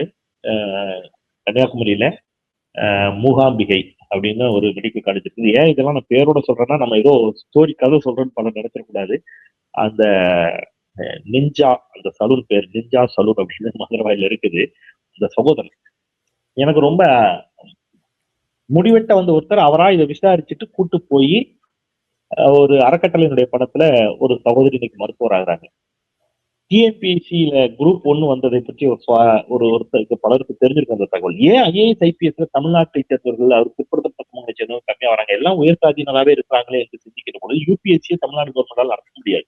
அப்ப தமிழ்நாடு முதலமைச்சர் அப்ப முத்தமிழர் டாக்டர் கலைஞர் டிஎன்பிஎஸ்சியில குரூப் 1 கொண்டு வந்து, நான் கலெக்டரா தானே ஆக்கக்கூடாது, சப் கலெக்டர் ஆக்குறேன், நான் எஸ்பியை தானே அப்பாயின்மெண்ட் பண்ண முடியாது, மாநில அரசுக்கு அதிகாரம் இல்லைன்னா டிஎஸ்பி அப்பாயின்மெண்ட் பண்றேன்னு சொல்லி இவங்களுக்கு ஒரு சட்டம் போட்டார். 10 வருஷம் நீங்க சப் கலெக்டரா ஒர்க் பண்ணிட்டீங்கன்னா கன்ஃபர்ட் IAS அப்படின்னாரு. அவங்க IAS ஆனாங்க, கலெக்டர் ஆனாங்க. டிஎஸ்பியா 10 வருஷம் ஒர்க் பண்ணிட்டீங்கன்னா நீங்க எஸ்பி ஆகலாம்னாரு. அப்ப தமிழ்நாட்டிலிருந்து ஏராளமான மாவட்ட ஆட்சியர்கள் கலெக்டரையும் ஐஏஎஸ்ஐயும் எஸ்பியையும் எதன் மூலம் கொண்டு வந்தாருன்னா டிஎன்பிஎஸ்சி மூலமே உருவாக்கணும். இப்படி எங்கெல்லாம் தமிழ்நாட்டிற்கு வாய்ப்பு மறுக்கப்பட்டுச்சோ அங்கெல்லாம் கலைஞர் செய்த சாதனைகள், இன்றைக்கு தமிழ்நாடு முதலமைச்சர் செய்யக்கூடிய சாதனைகள் இருக்குதுல்ல, அது அளப்பரியது. அரசு பள்ளி மாணவர்கள் இன்னைக்கு வந்து ஜப்பான்ல படிக்கிறாங்க, ஜப்பான் போறாங்க, சிங்கப்பூர் போறாங்க, மலேசியா போறாங்க, உலகின் பல நாடுகள்ல வந்து சுற்றுலா கூட்டு போறாங்க. அம்பேத்கர் அயலக கல்வி உதவித்தொகை திட்டத்தின் மூலம் பல நூற்றுக்கணக்கான பட்டியல் சமூக இளைஞர்கள் இன்றைக்கு வந்து வெளிநாடுகளில் மிகப்பெரிய பல்கலைக்கழகங்களில் படித்துக் கொண்டிருக்கிறார்கள். இவற்றை உறக்க சொல்லுவோம். விவிலியத்துல ஒரு வாசகம் உண்டு, இந்த விதைகளை வந்து தூவோம், பாறைகளில் விழுவது விழட்டும், நல்ல நிலங்களில் விழுவது வந்து என்ன செய்யும், ஏதோ ஒரு இடத்துல அது முளைக்கும் அப்படின்னு விவிலியத்துல ஒரு வாசகம் உண்டு. அதை நம்ம சொல்லி ஜீவா வணக்கம். உங்களை பற்றிய சிறு குறிப்பு முதல்ல சொல்லுங்க. அதுல ஏன்னா இப்ப எல்லாரும் ஒண்ணு சொல்லும் போது இந்த பெங்களூர் எல்லாம் கம்பேர் பண்ணாங்க. இப்ப பொதுவா யூஎஸ்ல வந்து ஒண்ணு சொல்லுவாங்க, பெங்களூர்காரங்க இன்னும் சொல்ல போனா தெலுங்கு ஸ்பீக்கிங் தோழர்கள் தான் பீப்புள்ஸ் தான் அதிகம் அப்படின்னு சொல்லிட்டு போது, நீங்க என்ன தமிழ்நாடு சென்னை கலைஞர் பெருமை பேசுறீங்க, பெங்களூர் எவ்வளவு வந்திருக்கு பாருங்க அப்படிலாம் சொல்றாங்க. நீங்க உங்களுடைய பார்வையில அதையும் கூட இன்க்ளூட் பண்ணி எனக்கு சிறு குறிப்பு கொடுங்க. கண்டிப்பாக சொல்றேன். நான் ஒரு 3 நிமிஷம் எடுத்துக்கிறேன். முதல்ல என்னை பத்தி சொல்றேன். என் பேர் ஜீவா கார்த்திக். நான் சென்னையில பிறந்தேன். ஆனா நான் கல்லூரி படிச்சது வந்து சிவகாசிக்கும் சங்கரங்கோயிலுக்கும் நடுவில் உள்ள திருவேங்கடம் அப்படின்ற கிராமத்துல அமைஞ்ச பிஎஸ்ஆர் இன்ஜினியரிங் காலேஜ், ஒரு செல்ஃப் பைனான்ஸ் இன்ஜினியரிங் காலேஜ்ல படிச்சேன். கல்லூரிக்கு போனது தலைவர் கலைஞர் அவர்கள் கொடுத்த லிங்குஸ்டிக் மைனாரிட்டி கோட்டால தான் கல்லூரிக்கே போனேன். 1999 வருஷம் என் கல்லூரி ஆரம்பிக்கிறாங்க. அப்ப அந்த திருவேங்கடம்ன்ற கிராமம் வந்து பாத்தீங்கன்னா ஒண்ணுமே இருக்காது. ஒரே ஒரு பஸ் மட்டும்தான் போகும். காலையில ஒரு பஸ், ஈவினிங் ஒரு பஸ். இன்னைக்கு அந்த கிராமத்துல ஒரு சென்ட் 10 லட்சம் ரூபா. அண்ணா ராம்குமார் அண்ணா அழகா சொன்னாங்க, ரிச்சி ஸ்ட்ரீட் வளர்ந்துருச்சு, நிறைய வெண்டாஸ் வளர்ந்தாங்கன்னு சொல்லிட்டு. எங்க கல்லூரியில இருந்து மட்டும் இன்னைக்கு 15,000 இன்ஜினியர்ஸ் உலகம் ஃபுல்லா இருக்கிறாங்க. அந்த கிராமமே வளர்ந்துருக்குது. அது மட்டும் இல்லாம பஸ்ல இருந்து, டிரான்ஸ்போர்ட்ல இருந்து, ஹோட்டல்ல இருந்துட்டு சலூன் வரைக்கும் இருக்குது, காஃபி ஷாப் இருக்குது திருவேங்கடத்துல. இன்னைக்கு யாரோனா போய் வெரிஃபை பண்ணிக்கலாம். அதனால வந்துட்டு வளர்ச்சின்றது சென்னை மட்டும் இல்ல, சென்னை தாண்டி வளர்ச்சி இருக்குது. டைடல் பார்க் கட்டும் போது அதுக்கு பின்னாடிதான் எங்களோட வீடு முழுக்க நான் பார்த்திருக்கிறேன். 19Bன்ற ஒரே ஒரு பஸ் மட்டும்தான் திருவான்மையூருக்கு போகும். அந்த பஸ்ஸை தாண்டி நீங்க அந்த ரோட்ல நடந்து கூட போக முடியல, அப்படி டிராபிக்கா இருக்குது இன்னைக்கு. இந்த டைடல் பார்க் அமைஞ்சது, அதுக்கு பின்னாடி OMR எக்ஸ்பேண்ட் பண்ணது, அத்தனை ஐடி கம்பெனி வந்ததுனாலதான் நாங்க எல்லாரும் இங்க இருக்கிறோம். இன்னைக்கு நான் இன்னைக்கு ஒரு பெரிய கம்பெனில, ஒரு மல்டிநேஷனல் கம்பெனில சீனியர் டைரக்டரா இருக்கிறேன். ஆல்மோஸ்ட் வருஷத்துக்கு ஒரு $150 மில்லியன் பிசினஸ் நான் மேனேஜ் பண்றேன். இது தொடர்ந்து பண்ணிக்கிட்டே இருக்கும். இங்க இருக்கிற நண்பர்கள், தோழர்கள் எல்லாருமே இது பண்ணிட்டு இருக்கிறாங்க. ஒரு 2 விஷயம் சொல்லணும்னு நினைச்சேன் நானு. பாலா அண்ணன் சொன்னாங்க, கலைஞர் அவர்கள் தான் ப்ராக்ரெசிவ் குரோத்துக்கு முக்கியமான காரணம். 100% ஒத்துக்கிறேன். கூட வந்து அண்ணன் சொல்லியிருக்கணும், இன்க்ளூசிவ் குரோத்துக்கும் தலைவர் கலைஞர், தந்தை பெரியார், அறிஞர் அண்ணா இவங்க தான் முக்கியமான காரணம். அதையும் நான் சொல்லணும்னு நினைச்சேன். 2வது அண்ணா ஐடி பாலிசி பத்தி சொன்னாங்க. 97ல வரப்பட்ட ஐடி பாலிசி பத்தி சொன்னாங்க. அதுக்கப்புறமா எப்படி க்ரோ ஆச்சுன்னு சொல்லி சொன்னாங்க. ஆனா அதுக்கு முன்னாடி தலைவர் கலைஞர் 1971ஆம் ஆண்டு இந்தியாவுக்கு வராங்க. இந்தியால முதன்முறையாக தமிழ்நாட்டுல கம்ப்யூட்டரும் அதன் பயன்பாடுகளும் அப்படின்ற புஸ்தகத்தை 1975ஆம் ஆண்டு தமிழ்நாடு பாடநூல் கழகம் சார்பில் வெளியிடுறாங்க. அன்பார்ச்சுனேட்லி 77க்கு அப்புறம் நாங்க ரூல் பண்ணல. அப்போ 91க்கு முன்னாடியே 75லயே இதுக்கான விதை போடப்பட்டது. உலகத்துக்கே நம்ம முன்னோடியா இருந்திருக்கலாம். ஆனா அதுக்கான வாய்ப்புகள் இல்லாம, நம்ம ஆட்சியில் இல்லாம போனது ஒரு பெரிய குறையாக பாக்குறேன் நான். 2வது விஷயம் வந்துட்டு, ஒரு கம்ப்யூட்டர் இண்டஸ்ட்ரி மட்டும் இல்ல, எந்த இண்டஸ்ட்ரிக்குமே ஒரு 3 முக்கியமான விஷயங்கள் தேவை. 1 ரிசோர்சஸ், இன்னொன்னு ஸ்கில், 3 இன்ஃப்ராஸ்ட்ரக்சர். எல்லாருமே வந்துட்டு இன்ஃப்ராஸ்ட்ரக்சர் பத்தி பேசிட்டாங்க. ஆனா ஸ்கில் அண்ட் ஸ்கில் டெவலப்மெண்ட் இருக்கு இல்லையா, அதை செல்ஃப் ஃபைனான்ஸ் இன்ஜினியரிங் காலேஜ் அமைக்கிறதா இருக்கட்டும், என்ட்ரன்ஸ் எக்ஸாம் எடுத்து விடுறதா இருக்கட்டும், அந்த 2 ரீசன்னாலதான் we had abundant resources who can fulfill the demand. உங்களுக்கு ஒரு சப்ளை இருந்தா, அதாவது உங்களுக்கு டிமாண்ட் இருந்தாலும் அதை ஃபுல்ஃபில் பண்ணக்கூடிய சப்ளை இருக்கணும். அது காரணம் கலைஞர் போட்டு திட்டம் தாங்க. அதுதான் வந்து நம்ம ரொம்ப ரொம்ப முக்கியமா வந்து பார்க்கணும். நான் சொன்ன மாதிரி எங்க கல்லூரியில இருந்து மட்டும் 15,000 பேர் படிச்சு நீங்க உலகம் ஃபுல்லா வேலை பார்க்கறாங்க. நான் சொல்றது ஒரு குக்கிராமத்துல இருக்கிற ஒரு கல்லூரி, 25 வருஷமா நடக்கிற கல்லூரியில இருந்து 15,000 பேர் படிக்கிறாங்கன்னா, தமிழ்நாடு பூரா எத்தனை கல்லூரிகள் இருக்குது, உலகம் ஃபுல்லா எந்தெந்த இடத்துல இருக்காங்கன்றது நீங்க கற்பனை பண்ணி பார்த்துக்கலாம். 2வது, நிறைய பேர் சொல்றது, நாங்க தானே படிச்சோம், நாங்க தானே வேலைக்கு போனோம்னு சொல்லி சொல்றாங்க. நான் ஒரு கிராஃப் ஒண்ணு காட்டலாம்னு நினைக்கிறேன், வாய்ப்பு இருந்தா அதை மக்களுக்கும் காட்டுங்க. 96க்கு முன்னாடி தமிழ்நாட்டோட IT export was under 5 crores. அதே 98 வருஷம் அது 450 கோடிக்கு மேல போகுது. நான் சொல்ற சும்மா நம்பர் சொல்லல, இது எல்காட்ல பப்ளிஷ் பண்ணப்பட்ட டேட்டா. நான் உங்களுக்கு அனுப்புறேன், கண்டிப்பா நம்ம நேயர்களுக்கும் நீங்க காட்டுங்க. இன்னைக்கு 28 பில்லியன் US$ இருக்கிற ஐடி எக்ஸ்போர்ட்டுக்கான காரணம் அன்று போடப்பட்ட ஐடி பாலிசி, அதுக்கான இன்ஃப்ராஸ்ட்ரக்சர், அதுக்கான ரிசோர்சஸ். நீங்க இன்னொரு கேள்வி கேட்டீங்க, பெங்களூர் தானே வளர்ந்துச்சு, ஹைதராபாத் தானே வளர்ந்துச்சு, அப்ப திமுக மட்டும் எதுக்கு, கலைஞருக்கு மட்டும் ஏன் நீங்க பெருமை சேர்க்கிறீங்கன்னா, அகைன் இது அரசியலா இருக்கும், பட் இருந்தாலும் பரவாயில்ல. 1996ஆம் ஆண்டு ஐக்கிய முன்னணி அரசு அமைஞ்சது. அப்ப கர்நாடகால சிஎம் இருந்தவர் தேவகவுடா ரிசைன் பண்ணிட்டு தான் பிரைம் மினிஸ்டர் ஆகிறார். அதே மாதிரி ஆந்திர பிரதேஷ்ல இருந்த சந்திரபாபு நாயுடு அவர்கள் தான் ஐக்கிய முன்னணியோட கன்வீனரா இருக்காரு. சோ அப்ப ஓவராலா எப்படி இருக்குதுன்னா, சதர்ன் பார்ட் ஆஃப் இந்தியால இருக்க 3 பெரிய பார்ட்டி, 3 ரூலிங் சீஃப் மினிஸ்டரும் சேர்ந்து உருவாக்குனதுதான் சதர்ன் இந்தியாவை ஒரு ஐடி ஒரு கிங்டமா மாத்துறாங்க. அதனாலதான் பாத்தீங்கன்னா இந்த 3 ஸ்டேட்டுமே ஐடில மிகப்பெரிய வளர்ச்சி இருக்கும். இதுக்கு டேட்டாவும் இருக்குது, நம்பர்ஸும் இருக்குது. நீங்க பாம்பே நேச்சுரலா க்ரோ ஆகும். ஏன் அப்படின்னா பாம்பே தான் ஃபைனான்சியல் கேபிட்டல், ஆல்ரெடி அவங்களுக்கு ஏர்போர்ட்ல இருந்து எல்லாமே இருக்குது.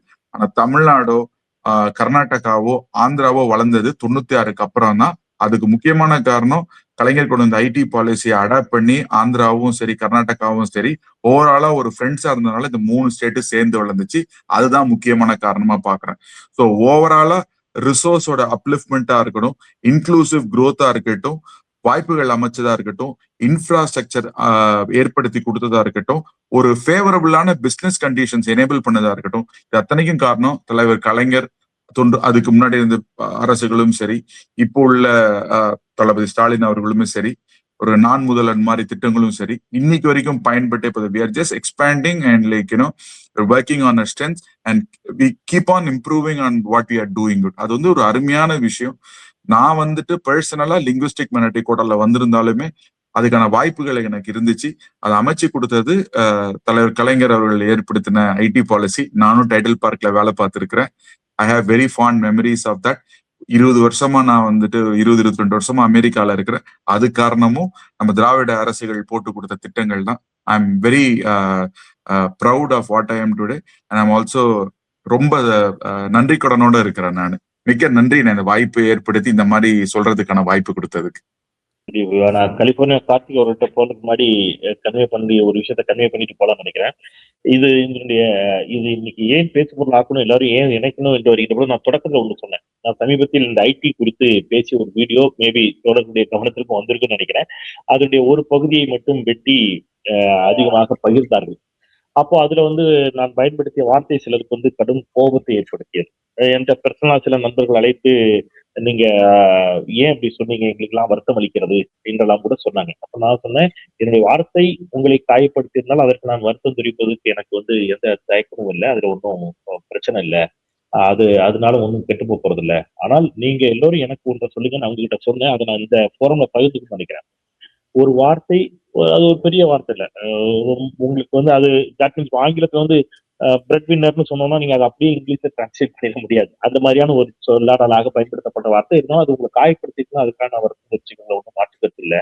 ஆனால் தமிழ்நாட்டிற்கு இவ்வளவு திட்டங்களை தந்த ஒரு மாபெரும் லீடரை, கலைஞரை, தொல்காப்பிய பூங்கா தந்தவரை, வள்ளுவனுக்கு வானுர சிலை வைத்தவரை, பெண்களுக்கு முதலில் சொத்துரிமையை தந்தவரை, பெண்களை முதல்ல காவல்துறையில பணியமர்த்தியவரை, இந்த மாதிரியான ஒரு ஐடி பாலிசியை கொண்டு வந்தவர், அவ்வளவு தொலைநோக்கு பார்வையோடு திட்டங்களை தந்தவர், தமிழுக்கு செம்மொழி அங்கீகாரத்தை பெற்று தந்தவர், அடிக்கிட்டே போனான்னு இவ்வளவு திட்டங்கள் தந்தவங்களை ரொம்ப கேஷுவலா என்ன செஞ்சாங்க என்று ஒரு புதிதாக வந்த ஒருவர் கேட்க வைக்கிறார். இவ்வளவு சிறைவாசங்களை அனுபவித்து, இவ்வளவு வலிகளை வேதனைகளை அனுபவித்த லீடர்ஸ ரொம்ப ஈஸியா தீய சக்தி என்ற வார்த்தையை பயன்படுத்தி இக்னோர் பண்றது. போதாமைகள் குறைபாடுகள் இருக்கலாம், அது சொல்றது வேற. ஆனா ஒரு மாபெரும் ஆளுமைகளை, தலைவர்களை நீங்க இந்த மாதிரியான வார்த்தைகளை பயன்படுத்திக்கிற போது அது எங்களை போன்றவர்களுக்கு எவ்வளவு வலியும் வேதனையும் தரும். நான் சொன்ன வார்த்தை உங்களுக்கு இவ்வளவு வலியும் வேதனையும் தருது அப்படின்னா, நீங்க ஒரு சின்ன குழந்தைங்களை வச்சு இவ்வளவு பெரிய தலைவர்களை கட்டும் சொற்களால் விமர்சிக்கின்ற போது அது எங்களுக்கு எவ்வளவு வேதனைகளையும் வலிகளையும் தரும் என்ற கேள்வியை நான் உங்களை போன்றவர்களும் வைக்க விரும்புகிறேன் என்று அந்த தோழத்தை சொன்னேன்.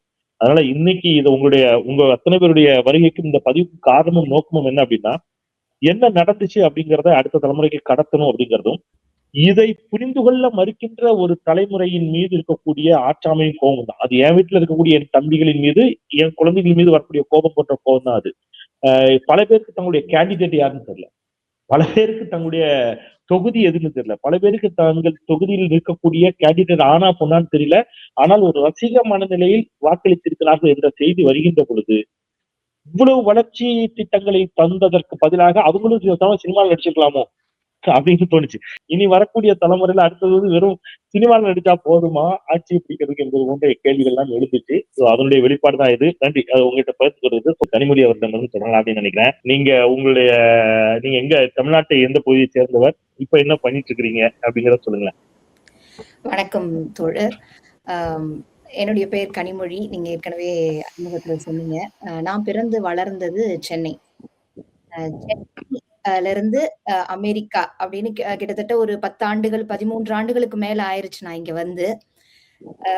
மற்ற எல்லோரையும் விட அதாவது ஒரு பெண்ணாக நீங்க படிச்சு வெளியில வரீங்கன்னாலே அதுக்கு முழு முதற் காரணம் திராவிடம் தான். இல்லைன்னா ஏன்னா எங்க வீட்டுல வந்து எங்க பாட்டிகளோ யாரு அத்தைகளோ பெருசா படிக்கல. ஒருத்தர் 2 பேர் படிச்சு அப்பதான் வரோம். அதுக்கப்புறம் அடுத்த தலைமுறை தான் படிக்கணும் அப்படின்ற அந்த ஒரு எண்ணம் ஏற்படுது அப்படின்னா அதுக்கு காரணம் திராவிட இயக்கம் அந்த மண்ணுல வேரூன்றி இருந்ததுதான் அப்படின்னு நினைக்கிறேன். அதுக்கப்புறம் படிச்சு வெளியில வரவங்க என்ன பண்ணணும் அப்படின்னு நினைக்கும் பொழுது அங்க கல்லூரிகள் உருவாக்கணும் அப்படின்ற அந்த திட்டம். அதுக்கப்புறம் நமக்கு டைடல் பார்க் பத்தி தெரியும். அந்த டைடல் பார்க் இருக்கக்கூடிய ஒரு நிறுவனத்துலதான் நான் படிச்சு முடிச்ச உடனே வேலைக்கு சேர்றேன். அதற்கு பிறகு கொஞ்சம் கொஞ்சமா நம்ம அந்த ஐடி துறையில இருக்கும் பொழுது இன்னைக்கு நீங்க உங்களுடைய பேட்டியில கூட நிறைய நம்ம பார்த்திருக்கோம். அந்த ஐடியில இருக்கிறவங்களுக்கு ஏன் அந்த சோசியல் அவேர்னஸ் இருக்க மாட்டுது அப்படின்ற ஒரு பேச்சு பொருள் எப்பவுமே இருந்துட்டு தான் இருக்கு. நான் சொல்றது 20 ஆண்டுகளுக்கு முன்னர் பணிபுரியும் போதும் அந்த சிக்கல் இருந்தது. அதனால அதுல இருந்து விலகி நான் இன்னொரு துறைக்கு போகணும் அப்படின்னு நான் நினைக்கும் போது அதுவும் கலைஞர் அவர்கள் அண்ணல் அம்பேத்கர் அப்படின்ற அந்த பேர சட்டக்கல்லூரிக்கு அவர் முதல்ல இந்தியாவிலேயே சூற்ற ஒரு கல்லூரி, அந்த கல்லூரியில படிக்கக்கூடிய ஒரு வாய்ப்பு. அப்போ எந்த இடத்துல என்னுடைய பயணம் நீங்க பாத்தீங்கன்னாலும் இந்த திராவிடம் போட்டு கொடுத்த அந்த ஒரு பாதை, அதுல கலைஞர் அவர்கள் ஏற்படுத்திய தாக்கம், அதுலதான் நம்ம வந்து கொஞ்சம் கொஞ்சமா படிச்சு இவ்வளவு தூரம் வரோம். இங்க வரும் பொழுது இருக்கக்கூடிய சிக்கல், மத்தவங்க எல்லாம் வேலையோட வருவாங்க. இப்ப பெண்களா இருக்கும்போது ஒரு சின்ன சிக்கல், நிறைய பெண்கள் வந்து வேலை பார்த்துட்டு வராங்க. ஆனா நான் ஐடில இருந்து வெளியில வந்துட்டதுனால நான் வந்து சார்ந்துதான் வர வேண்டிய சூழலா இருந்தது இங்க. என்னால ஒரு ஐடிக்குள்ள இருந்து வர முடியாததுனால. அப்ப இங்க வரும் பொழுது நிறைய சிக்கல்களை நம்ம சந்திப்போம். ஒரு பெண்ணா இருக்கும்போது உடனே வேலைக்கு போக முடியாது, குழந்தைகள் இருப்பாங்க. அந்த ஒரு காலகட்டம் இருக்கு இல்லையா. அதுக்கப்புறம் நான் வந்த காலகட்டத்துல பாத்தீங்கன்னா கொஞ்சம் வருஷத்துலயே வந்து பெருந்தொற்று காலம், அதுக்கப்புறம் இங்க ரெசெஷன், இது எல்லாமே நடந்துகிட்டு இருக்கு. அப்படி இருக்கும் பொழுது இந்த ஒரு அந்த இடைவெளியை வந்து நீங்க எப்படி பயன்படுத்த போறீங்க அப்படின்றது ரொம்ப முக்கியம். இங்க இருக்கக்கூடிய பெண்களுக்கு அது ரொம்ப சவாலா இருக்கக்கூடிய ஒரு நிலை. அதுதான், அந்த இடைவெளியை நாம எப்படி பயன்படுத்த போறோம். அதுக்கு முழுக்க நான் பயன்படுத்திக்கிட்டது வந்து அந்த கெட்டியா புடிச்சுக்கிறதுன்னு வாங்கல்ல, அது வந்து திராவிட இயக்க சிந்தனைகள் தான் எப்பவுமே எனக்கு நினைவுக்கு வரக்கூடிய ஒன்று. ஏன்னா இங்க நீங்க தனியா இருக்கும்பொழுது அன்சர்டனிட்டி அதிகம், உங்களுக்கு என்ன நடக்கும் அப்படின்றது தெரியாது. ஆனா அந்த அன்சர்டனிட்டிக்குள்ளேயே நாம வந்து பயணிச்சுட்டு இருப்போம். அது இங்க இருக்க எல்லா தோழர்களுக்கும் நடக்கும். அப்படி இருக்கும்போது எப்பவுமே எனக்கு நினைவுக்கு வர்றது, திருவிக்கா ஒரு இடத்துல எழுதியிருப்பாரு, பெரியார் வந்து அடுத்த நாள் அவர் மீது வழக்கு, தேச துரோக வழக்கு போட்டிருக்காங்க. ஐயா வந்து திண்ணையில படுத்து தூங்குறாராம். அன்னைக்கு நல்ல மழை பெய்யுது.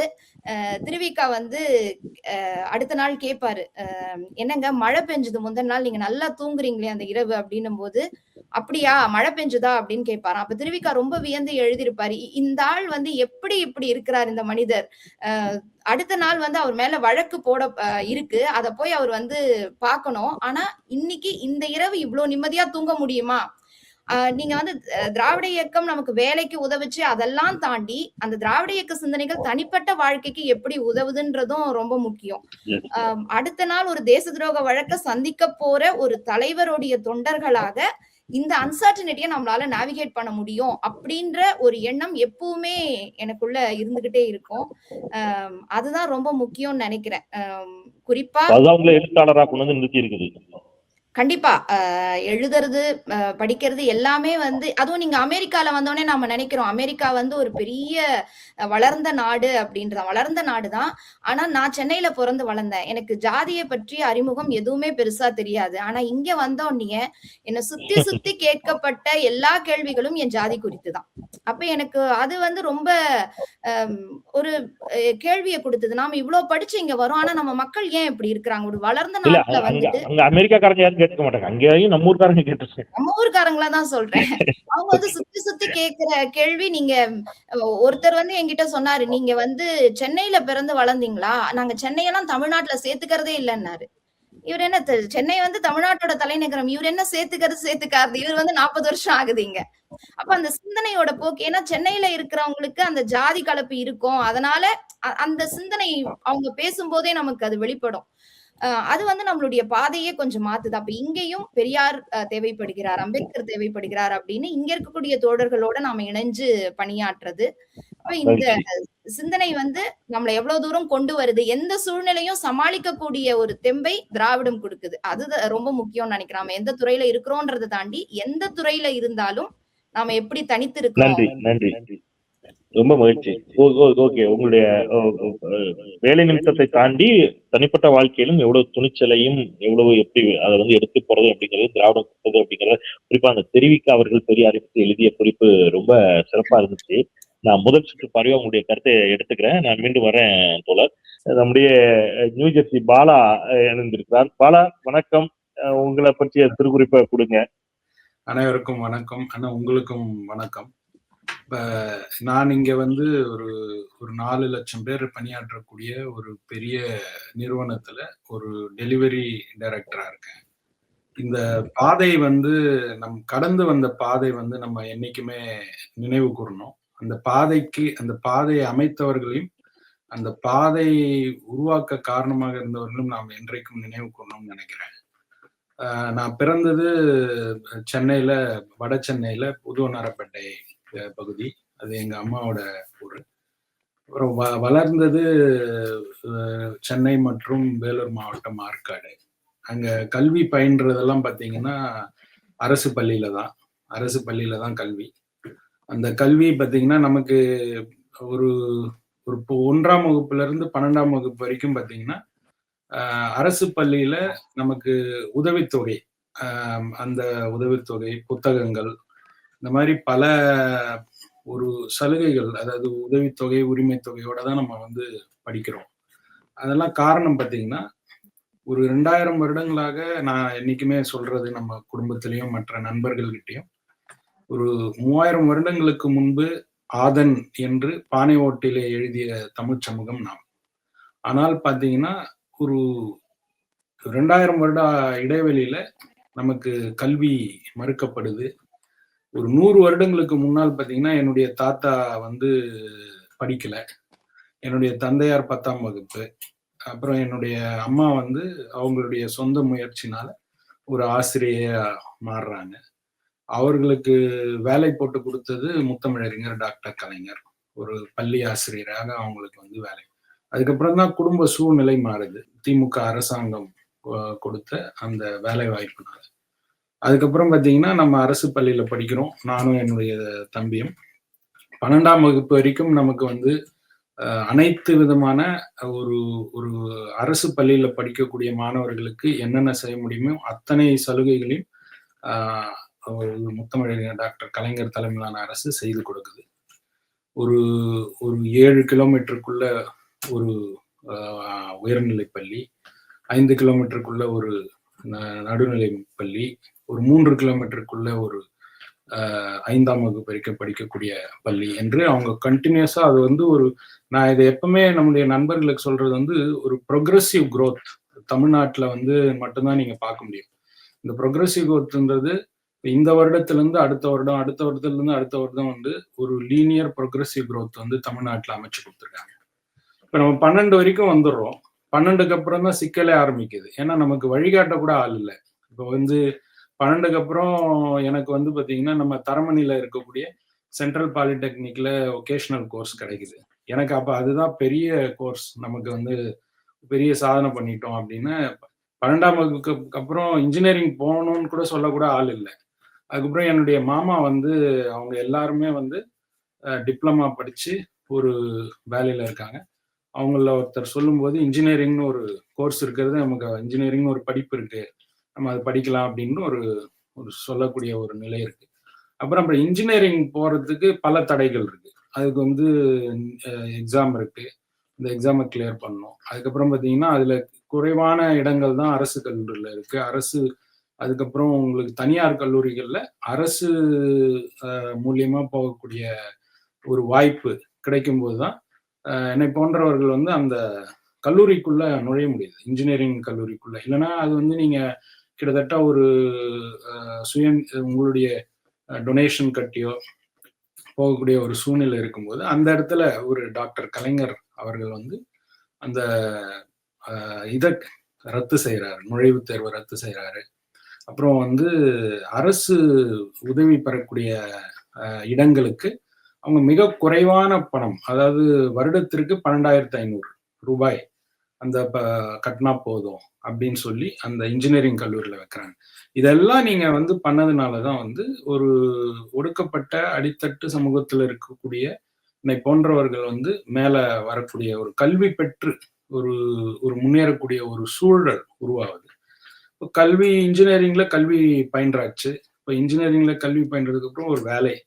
இப்போ நம்ம சென்னை பகுதியை சேர்ந்தோம்னா பெரிய ஒரு சிக்கல் இல்லை, சென்னை பகுதியில வேலைக்கு போகலாம். ஆனா எங்க போறது, எந்த வேலைக்கு போகும்? இப்ப நீங்க வந்து ஒரு முன்னாடி எல்லாம் வந்து அரசு நிறுவனங்கள்ல அரசு இதுல வேலைவாய்ப்பு அலுவலகங்கள்ல பதிவு செய்வாங்க, நீங்க வேலைவாய்ப்பு அலுவலகம் போகலாம். ஆனா காலங்கள் மாறுது, தனியார் நிறுவனங்கள் அதிகம் வரும்போது நீங்க நம்ம படிக்க ஒரு ஒரு படித்த படிப்போட சேர்ந்து ஒரு வேலை வேணும் அப்படின்னா எங்க போவோம்? அப்பதான் பாத்தீங்கன்னா 96ல ஒரு முத்தமிழறிஞர் டாக்டர் கலைஞர் வந்து டைடல் பார்க் ஓபன் பண்றாரு. அந்த டைடல் பார்க் தான் பாத்தீங்கன்னா இன்னைக்கு இங்க இருக்கக்கூடிய பலருக்கும் தெரியும். பல பேர் போய் அங்க இருக்கக்கூடிய நிறுவனங்களுக்கு உள்ள போக முடியாது. நீங்க ரெஸ்யூம் எடுத்துட்டு போய் அங்க இருக்கக்கூடிய நுழைவாயில இருக்கக்கூடிய காவலர்கள் கிட்டதான் நீங்க ரெஸ்யூமை கொடுக்கக்கூடிய சூழ்நிலை. அது போன்ற அந்த இடமாவது ஒரு இடம் வேணும். ஒரு இடத்துல போய் நீங்க வேலை கேட்கணும்னா எங்க போய் கேட்பீங்க? அந்த மாதிரி ஒரு சூழ்நிலையை அவர் டைடல் பார்க்கை உருவாக்கி இங்க இருக்கக்கூடிய நிறைய பேர் சொல்ல போறாங்க. ஆனா அதுக்கான விதை டைடல் பார்க் அவர் கொண்டு வந்தது 96 இருக்கலாம். ஆனா 1989ல ஒரு முனைவர் நம்ம அனந்த கிருஷ்ணன் அவர்கள் தலைமையில ஒரு குழு அமைச்சு தமிழ்நாட்டுக்கான தகவல் தொழில்நுட்ப கொள்கையை உருவாக்குறாரு. ஒரு பாலிசி இல்லாம நீங்க எதுவுமே பண்ண முடியாது. State policy, Tamil Nadu IT state policy 1989ல உருவாக்குறாங்க. ஆனா 96ல டைடல் பார்க் வருது. நீங்க நல்லா யோசிச்சீங்கன்னா இந்த டைடல் பார்க் வந்து 91லே வந்திருக்கும். அது அந்த ஆட்சி மாற்றத்தினால 96க்கு போகுது. இல்லைன்னா நம்ம 91ல டைடல் பார்க் வந்திருந்ததுன்னா நம்ம வந்து பெங்களூரை தாண்டி போயிருக்கோம். இன்னைக்கு வந்து தாண்டிட்டோம். இன்னைக்கு வந்து சாஃப்ட்வேர் எக்ஸ்போர்ட்ஸ்ல இன்னைக்கு தமிழ்நாடு தான் முன்னிலையில இருக்கு. இப்போ அந்த வகையில பார்த்தீங்கன்னா இந்த கிட்டத்தட்ட நான் அதுக்கப்புறம் ஒரு பெங்களூர்ல பணியில சேர்ந்து ஒரு வருடத்துல துபாய் போறேன். வளைகுடா நாட்டுல வேலை, துபாயில ஒரு 3 வருடங்கள், அதுக்கப்புறம் சிங்கப்பூர்ல ஒரு 2 வருடங்கள், அப்புறம் பார்த்தீங்கன்னா அமெரிக்க மண்ணில் இங்க வந்து கிட்டத்தட்ட ஒரு 13-15 வருடங்கள். இந்த இந்த இந்த பாதை இந்த ஒரு தனிநபர், என்னை போன்ற தனிநபர்கள் ஒரு ஒரு நன்றி உணர்வோட இருக்கணும் அப்படின்னா அது வந்து நாம் திராவிட இயக்கங்களுக்கும் தந்தை பெரியாருக்கும் பேரறிஞர் அண்ணா அவர்களுக்கும் முத்தமிழறிஞர் டாக்டர் கலைஞர் அவர்களுக்கும் இன்றைக்கு இருக்கக்கூடிய முதல்வர் நம்முடைய முத்துவேல் கருணாநிதி ஸ்டாலின் ஐயா அவர்களாக இருக்கட்டும், இந்த இயக்கங்கள் தான் காரணம். அந்த காரணம் வந்து ஒரு ஒரு தனிநபர்னு மட்டும் இல்லாம ஒரு சமூகங்களை, ஒரு அடித்தட்டு ஒடுக்கப்பட்ட நிலையில இருக்கக்கூடிய சமூகங்களையும் முன்னேற்றக்கூடிய ஒரு நிலையை உருவாக்கியது நம்முடைய இந்த திராவிட இயக்கங்கள் தான். அதுல ஒரே ஒரு விஷயம் மட்டும் பல நேரங்கள்ல நம்ம பதிவு பண்ணியிருக்கோம். நீங்க பாத்தீங்கன்னா தமிழ்நாட்டுல மட்டும்தான் அனைத்து அனைத்து தரப்பு மக்களும் வெளிநாடுகளுக்கு உயர் பதவியில சென்று இருக்கக்கூடிய சூழல் தமிழ்நாட்டுல மட்டும் இருக்கு.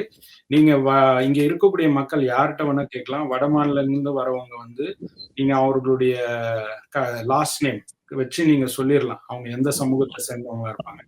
நீங்க அதை பாத்தீங்கன்னா தெரியும், ஒரு குறிப்பிட்ட சமூகத்தை சேர்ந்தவங்க மட்டும்தான் இங்க வர முடியும். அதை மாற்றி அமைத்தது நம்முடைய திராவிட இயக்கங்களும் அதன் தலைவர்களும் தான். நன்றி. ஸோ நானும் கூட அமெரிக்கா வந்திருந்த பொழுது பார்த்திருக்கிறேன். வட மாநிலங்களை சேர்ந்தவர்கள் குறிப்பிட்ட 2-3 உயர் சமூகங்களை சேர்ந்தவர்கள் மட்டும்தான் அங்க கோலோ செய்வதை பார்க்க முடியும். தமிழ்நாட்டில இருந்தா எல்லா கிராமங்களிலிருந்து பல்வேறு பகுதியிலிருந்து பல்வேறு தரப்பட்ட சமூகங்களை சேர்ந்தவர்கள் அங்க இருக்கிறத பார்க்க முடியுது. ரொம்ப மகிழ்ச்சி பாலா. கலிபோர்னியால இருந்து கார்த்திக் இணைந்திருக்கிறீங்க. கார்த்திக், ஸோ உங்களுடைய பற்றிய தெரிவிப்பு கொடுங்க. வணக்கம் சகோதரர், அனைவருக்கும் வணக்கம். நான் கலிபோர்னியா வந்து கார்த்திக் பேசுகிறேன். நான் பிறந்தது வளர்ந்தது சென்னை, ராயபுரமில் பிறந்தேன். ஆவடி ஏரியாவில் தான் வளர்ந்தேன். நான் பட்டாபிராமில். நான் படித்தது கோயம்புத்தூர் இன்ஸ்டிடியூட் ஆஃப் டெக்னாலஜி. அது நான் கரெக்டாக 96 to 2000 ஆண்டு. அதுக்கு கலைஞர் ஆட்சியில் ஆரம்பிக்கும் போது படித்தேன். அவர் நான் வந்த பிறகு அந்த ஆட்சி முடிஞ்சுது. இன்னைக்கு ஒரு பெரிய ஃபார்ச்சூன் 100 கம்பெனியில் டெக்னிக்கல் ஆர்கிடெக்டாக இருக்கேன். அன்னைக்கு இருந்த நானும் இன்னைக்கு இருந்த நானும் சில நேரம் நான் படுத்து யோசிச்சேன்னா எனக்கே வந்து மலைப்பா இருக்கும். அது என்னோட கொஞ்சம் பண வசதி இல்லாத குடும்பம். ரொம்ப சிரமப்பட்டு தான் ஸ்கூல்லையே நம்ம படித்தோம். நான் வந்து எங்கள் வீட்டில் குறிப்பாக எங்கள் அம்மா வந்து அவங்களோட விடாமுயற்சியை நான் சொல்லி ஆகணும். அம்மா, நான் இந்த மார்க் எடுத்தால் என்ன காலேஜில் சேர்ப்பீங்களா, இவ்வளோ எடுத்தால் இந்த ஃபீஸ் கட்ட முடியுமா அப்படின்னு நான் வந்து 11th 10th நான் கேட்டு 11th 12th கேட்டு அப்படி தான் நான் முதல் தலைமுறை பட்டதாரி. என்னோட நண்பர்கள் என்னென்ன பண்ணுறாங்களோ, எந்தெந்த காலேஜ் அப்ளை பண்ணுறாங்க, எனக்கு எந்த ப்ராசஸ் எந்த ப்ரொசீஜர் ஒன்றுமே தெரியாது. தேடி தேடி தான் ஒருத்தர்கிட்ட போய் கேட்டு அவங்க என்ன பண்ணுறாங்கன்றது வீட்டில் சொல்லி இது பண்ண முடியுமா அப்படின்னு அப்படி தான் நான் வந்து படித்து இன்ஜினியரிங்கில் அட்மிஷன் கிடைச்சிது. நான் விரும்பின காலேஜ், விரும்பின கோர்ஸ் கம்ப்யூட்டர் சயின்ஸ் எல்லாம் இருந்தது. இப்போது நான் சென்னையிலேருந்து கோயம்புத்தூர் படிக்கணும்னா ஹாஸ்டல் ஃபீஸ் அடுத்த ஒரு பெரிய இது. கடன் வாங்கி தான் நம்ம வந்து காலேஜ்லேயே சேர்த்தோம். அந்த டைமில் என்ன பண்ணுறதுன்னே எனக்கு தெரியல. அப்போ அந்த கரெக்டாக 96 கலைஞர் ஆட்சி வந்தது. காலேஜ் ஹாஸ்டல் ஸ்காலர்ஷிப் கொடுத்தாங்க, அது இல்லாமல் லோனும் கொடுத்தாங்க. ஸோ இந்த இது வந்து அது வாங்கி அதை யூஸ் பண்ணவங்களுக்கு தான் தெரியும் அதோட இம்பேக்ட் எவ்வளோ இருக்குன்னு சொல்லிட்டு. வசதி இருக்கிறவங்க வந்து போய் படிக்கும்போது அவங்களுக்கு வந்து இப்போ சொன்ன மாதிரி என்ன செஞ்சாங்க அது ஒரு பெரிய விஷயமா தெரியாது. அப்போ அது கொடுத்த தொகை ஒரு 7000மோ 6000மோ இருந்தால் அது அந்த டைமில் இருந்த இம்பேக்ட் எப்படி காலத்தினார் செய்த நன்றி மாதிரி அந்த டைமில் இருந்தது எனக்கு. தவிர திடீர்னு எனக்கு கூப்பிட்டு ஒரு தமிழில் நான் வந்து டிஸ்ட்ரிக்டில் ஏதோ செகண்ட் அப்படின்னு எனக்கே தெரியாது அந்த மாதிரி ஸ்காலர்ஷிப் இருக்குன்னு. ஆனால் கூப்பிட்டு எனக்கு கொடுத்தாங்க. அது இதெல்லாம் எனக்கு வந்து மலைப்பாக இருந்தது. என்னடா இது, நம்ம யாருக்கிட்டையும் கேட்காம வந்து நமக்கு இது வருது ஆஹா அப்படின்னு சொல்லி இதெல்லாம் எனக்கு ஒரு ஊக்கமாக இருந்தது படிக்க. நான் வந்து படிப்பு மட்டும்தான் இருக்குது, பணம் இல்லை அப்படின்ற நிலைமையில இருந்து நீ படிப்பை மட்டும் பாரு, பணத்தை பற்றி கவலைப்படாதன்னு சொல்கிற மாதிரி இருந்தது அந்த ஆட்சி. அதில் குறிப்பாக சொன்னேன்னா நான் படிக்கும்போது 5000 6000 தான் ஃபீஸ் ஸ்ட்ரக்சர் ஒரு செமஸ்டருக்கு. ஆனால் நான் முடிச்சுட்டு வந்து 2001 வந்த அந்த வருஷமே வந்து இது திமுக ஆட்சி போச்சு. 32,000 இந்த ஃபீஸ் கட்டினா தான் நீங்கள் என்ன ஸ்கோர் பண்ணியிருந்தாலும் மெரிட்டாக இருந்தாலும் 32,000 தான் நீங்கள் ஸ்டார்ட்டே பண்ண முடியும். அது நான் நினச்சி பார்க்கும்போது நான் ஸ்கோர் நான் என்னதான் படிச்சிருந்தாலும் இந்த 32,000 போது அது ஒரு பெரிய தொகை. அந்த காலத்தில் கூட வாங்கி படிக்க முடியாது. அதை வந்து நான் யோசிச்சு பார்க்குறேன். கடவுள் இந்த மாதிரி ஒரு கரெக்டான ஒரு காலகட்டத்தில் வந்தது வந்து அது நம்ம செஞ்ச ஒரு பெரிய ஒரு அதிர்ஷ்டத்தில் எனக்கு நம்பிக்கை இல்லை. இருந்தாலும் அது அப்படி கூட சொல்லலாம். இப்போ எனக்கு அந்த வார்த்தை தெரியல. படித்து முடித்து வேலைக்கு கேம்பஸ் பிளேஸ்மெண்ட் ஆச்சு. அதுக்கப்புறம் எல்லாமே ஸ்மூத்தாக போச்சு. பல நாடுகளில் நான் பணியாற்றியிருக்கேன். இப்போது அமெரிக்காவும் வந்திருக்கேன். இப்போது இந்த டைமில் வந்து நான் யோசித்து பார்த்து சரி, கோவிட் டைமில் நிறைய பெரிய கொடுமையான சம்பவங்கள்லாம் நடந்தது. நிறைய பேர் பெற்றோர்களை இழந்தார்கள், உறவினர்களை இழந்தார்கள். அந்த டைம்ல நம்ம காலேஜ் ஃப்ரெண்ட்ஸ் எல்லாம் சேர்ந்து சரி ஒரு ட்ரஸ்ட் ஆரம்பிச்சு நம்மளால முடிஞ்சதை பண்ணுவோம் அப்படின்னு சொல்லிட்டு கோவிட் டைம்ல ஆரம்பிச்சு ஸ்காலர்ஷிப் தரது. எங்க காலேஜில் வந்து ஏழ்மை நிலைமையில எது இருக்க மாணவர்களுக்கு ஒரு 5 வருஷமா பண்ணிட்டு இருக்கோம். 100க்கும் மேற்பட்டவர்கள் பயன்பெற்றுட்டு வராங்க. ஒரு வருஷமும் தவறாம செய்யறது. இந்த ஆட்சி வந்து கடந்த ஒரு 2-3 வருஷத்துல நாங்க ஸ்காலர்ஷிப் கொடுத்த எல்லாம் வந்து அப்ளை பண்ணியிருப்பாங்க. சரி சொல்லி ஷார்ட் லிஸ்ட் பண்ணி அவங்களுக்கு கொடுக்கலான்னு போகும்போது வேண்டாம் அப்படின்னு. என்ன இது பணம் தரதை வேண்டான்னு சொல்றாங்களே என்னன்னு கேட்டா, இல்ல கவர்மெண்ட்டே எங்களுக்கு கொடுத்துருச்சு. அப்பா அம்மா இறந்த குழந்தைங்க நான் தான் அந்த வந்து ஷார்ட் லிஸ்ட் பண்ற ஒரு கமிட்டி ஹெட் பண்றேன். அப்போ வந்து பாப்பா இந்த மாதிரி முதல் தலைமுறை பட்டதாரியா அவங்களுக்கு கொடுத்து உதவி பண்ணணும். அப்பா அம்மா இல்லையா, இல்ல அப்பா இல்லது அம்மா இல்லையா, இப்படி இதெல்லாம் ஒரு கிரைட்டீரியா நம்ம போட்டு பண்றோம். அப்படி பார்க்கும்போது பெற்றோர்களை இழந்தவங்களுக்கு தானாவே வந்து மொத்த படிப்பு செலவையும் ஏத்துக்கிறாங்க. அதனால சாரினா எங்களுக்கு வேண்டாம் அப்படின்னு சொல்றது கேட்டு எனக்கு ஒரு ஒரு அதிர்ச்சியாவும் இருந்தது, ஒரு ஆனந்தமாவும் இருந்தது. என்ன இந்த மாதிரி நடந்திருக்கே அப்படின்னு சொல்லி. அதனால அந்த தொகையை வந்து நாங்க வந்து டிப்ளமா படிக்கிற பசங்களுக்கோ இல்ல வெளியில இருக்க ஸ்கூல் படிக்கிற பசங்களுக்கோ கொடுத்து ஒரு உதவி பண்ண முடிஞ்சுது. இது எதுக்கு சொல்றேன்னா, ஒரு உதவி நமக்கு கிடைச்சத நம்ம யோசிச்சு பார்த்து அந்த உதவினால அந்த கைண்ட்னஸ் ஸ்ப்ரெட்ஸ் எவ்ரிவேர். அது எல்லாருக்கும் நம்மளால முடிஞ்சது ப்ராபகேட் பண்ணிட்டு இருக்கோம். இன்னைக்கு கவர்மெண்ட் என்ன பண்ணுச்சு அப்படின்னு கேட்குறவங்க, இதுதான் பெரிய இவர் படிக்க வச்சாரா? அது இல்லை. அரசுன்றது ஒரு வழிதான் காட்ட முடியும். அதை பிடிச்சிட்டு மேலே வர்றது வராததும் நம்ம இது. எதுவும் பண்ண மாட்டேன், வீட்டில் இருப்பேன், எனக்கு எல்லாம் சாப்பாடு வரணும்னு சொல்றோம். நம்ம ஒண்ணுமே பண்ண முடியாது. நம் ஒரு கொழு கொம்பு மாதிரி நம்ம பிடிச்சிட்டு மேலே வந்தோன்னா நம்ம ஒரு 4 பேருக்கு உதவி பண்ணலாம். இதுதான். இன்னொன்று நான் 2 விஷயத்த சொல்லணும். ஒன்று, நான் இந்த மாதிரி படிச்சுட்டு வரும்போது எனக்கு அடுத்த பேட்ச்ல பார்க்குறேன், வில்லேஜ் கோட்டான்னு ஒன்று. அது இப்போ இருக்கா இல்லையான்னு தெரியல எனக்கு. அந்த காலகட்டத்தில் படித்தவங்களுக்கு தெரியும். 5% வில்லேஜ் கோட்டா ரொம்ப மிக பின்தங்கிய மிக மிக ஏழ்மையான அதை பார்க்கும்போது நமக்கு ஐயோ பரவாயில்ல, நம்மளே பரவாயில்ல போல இருக்கு, நானே கஷ்டத்துல தான் படித்தேன், இருந்தாலும் எனக்கு அப்படி தோணும்.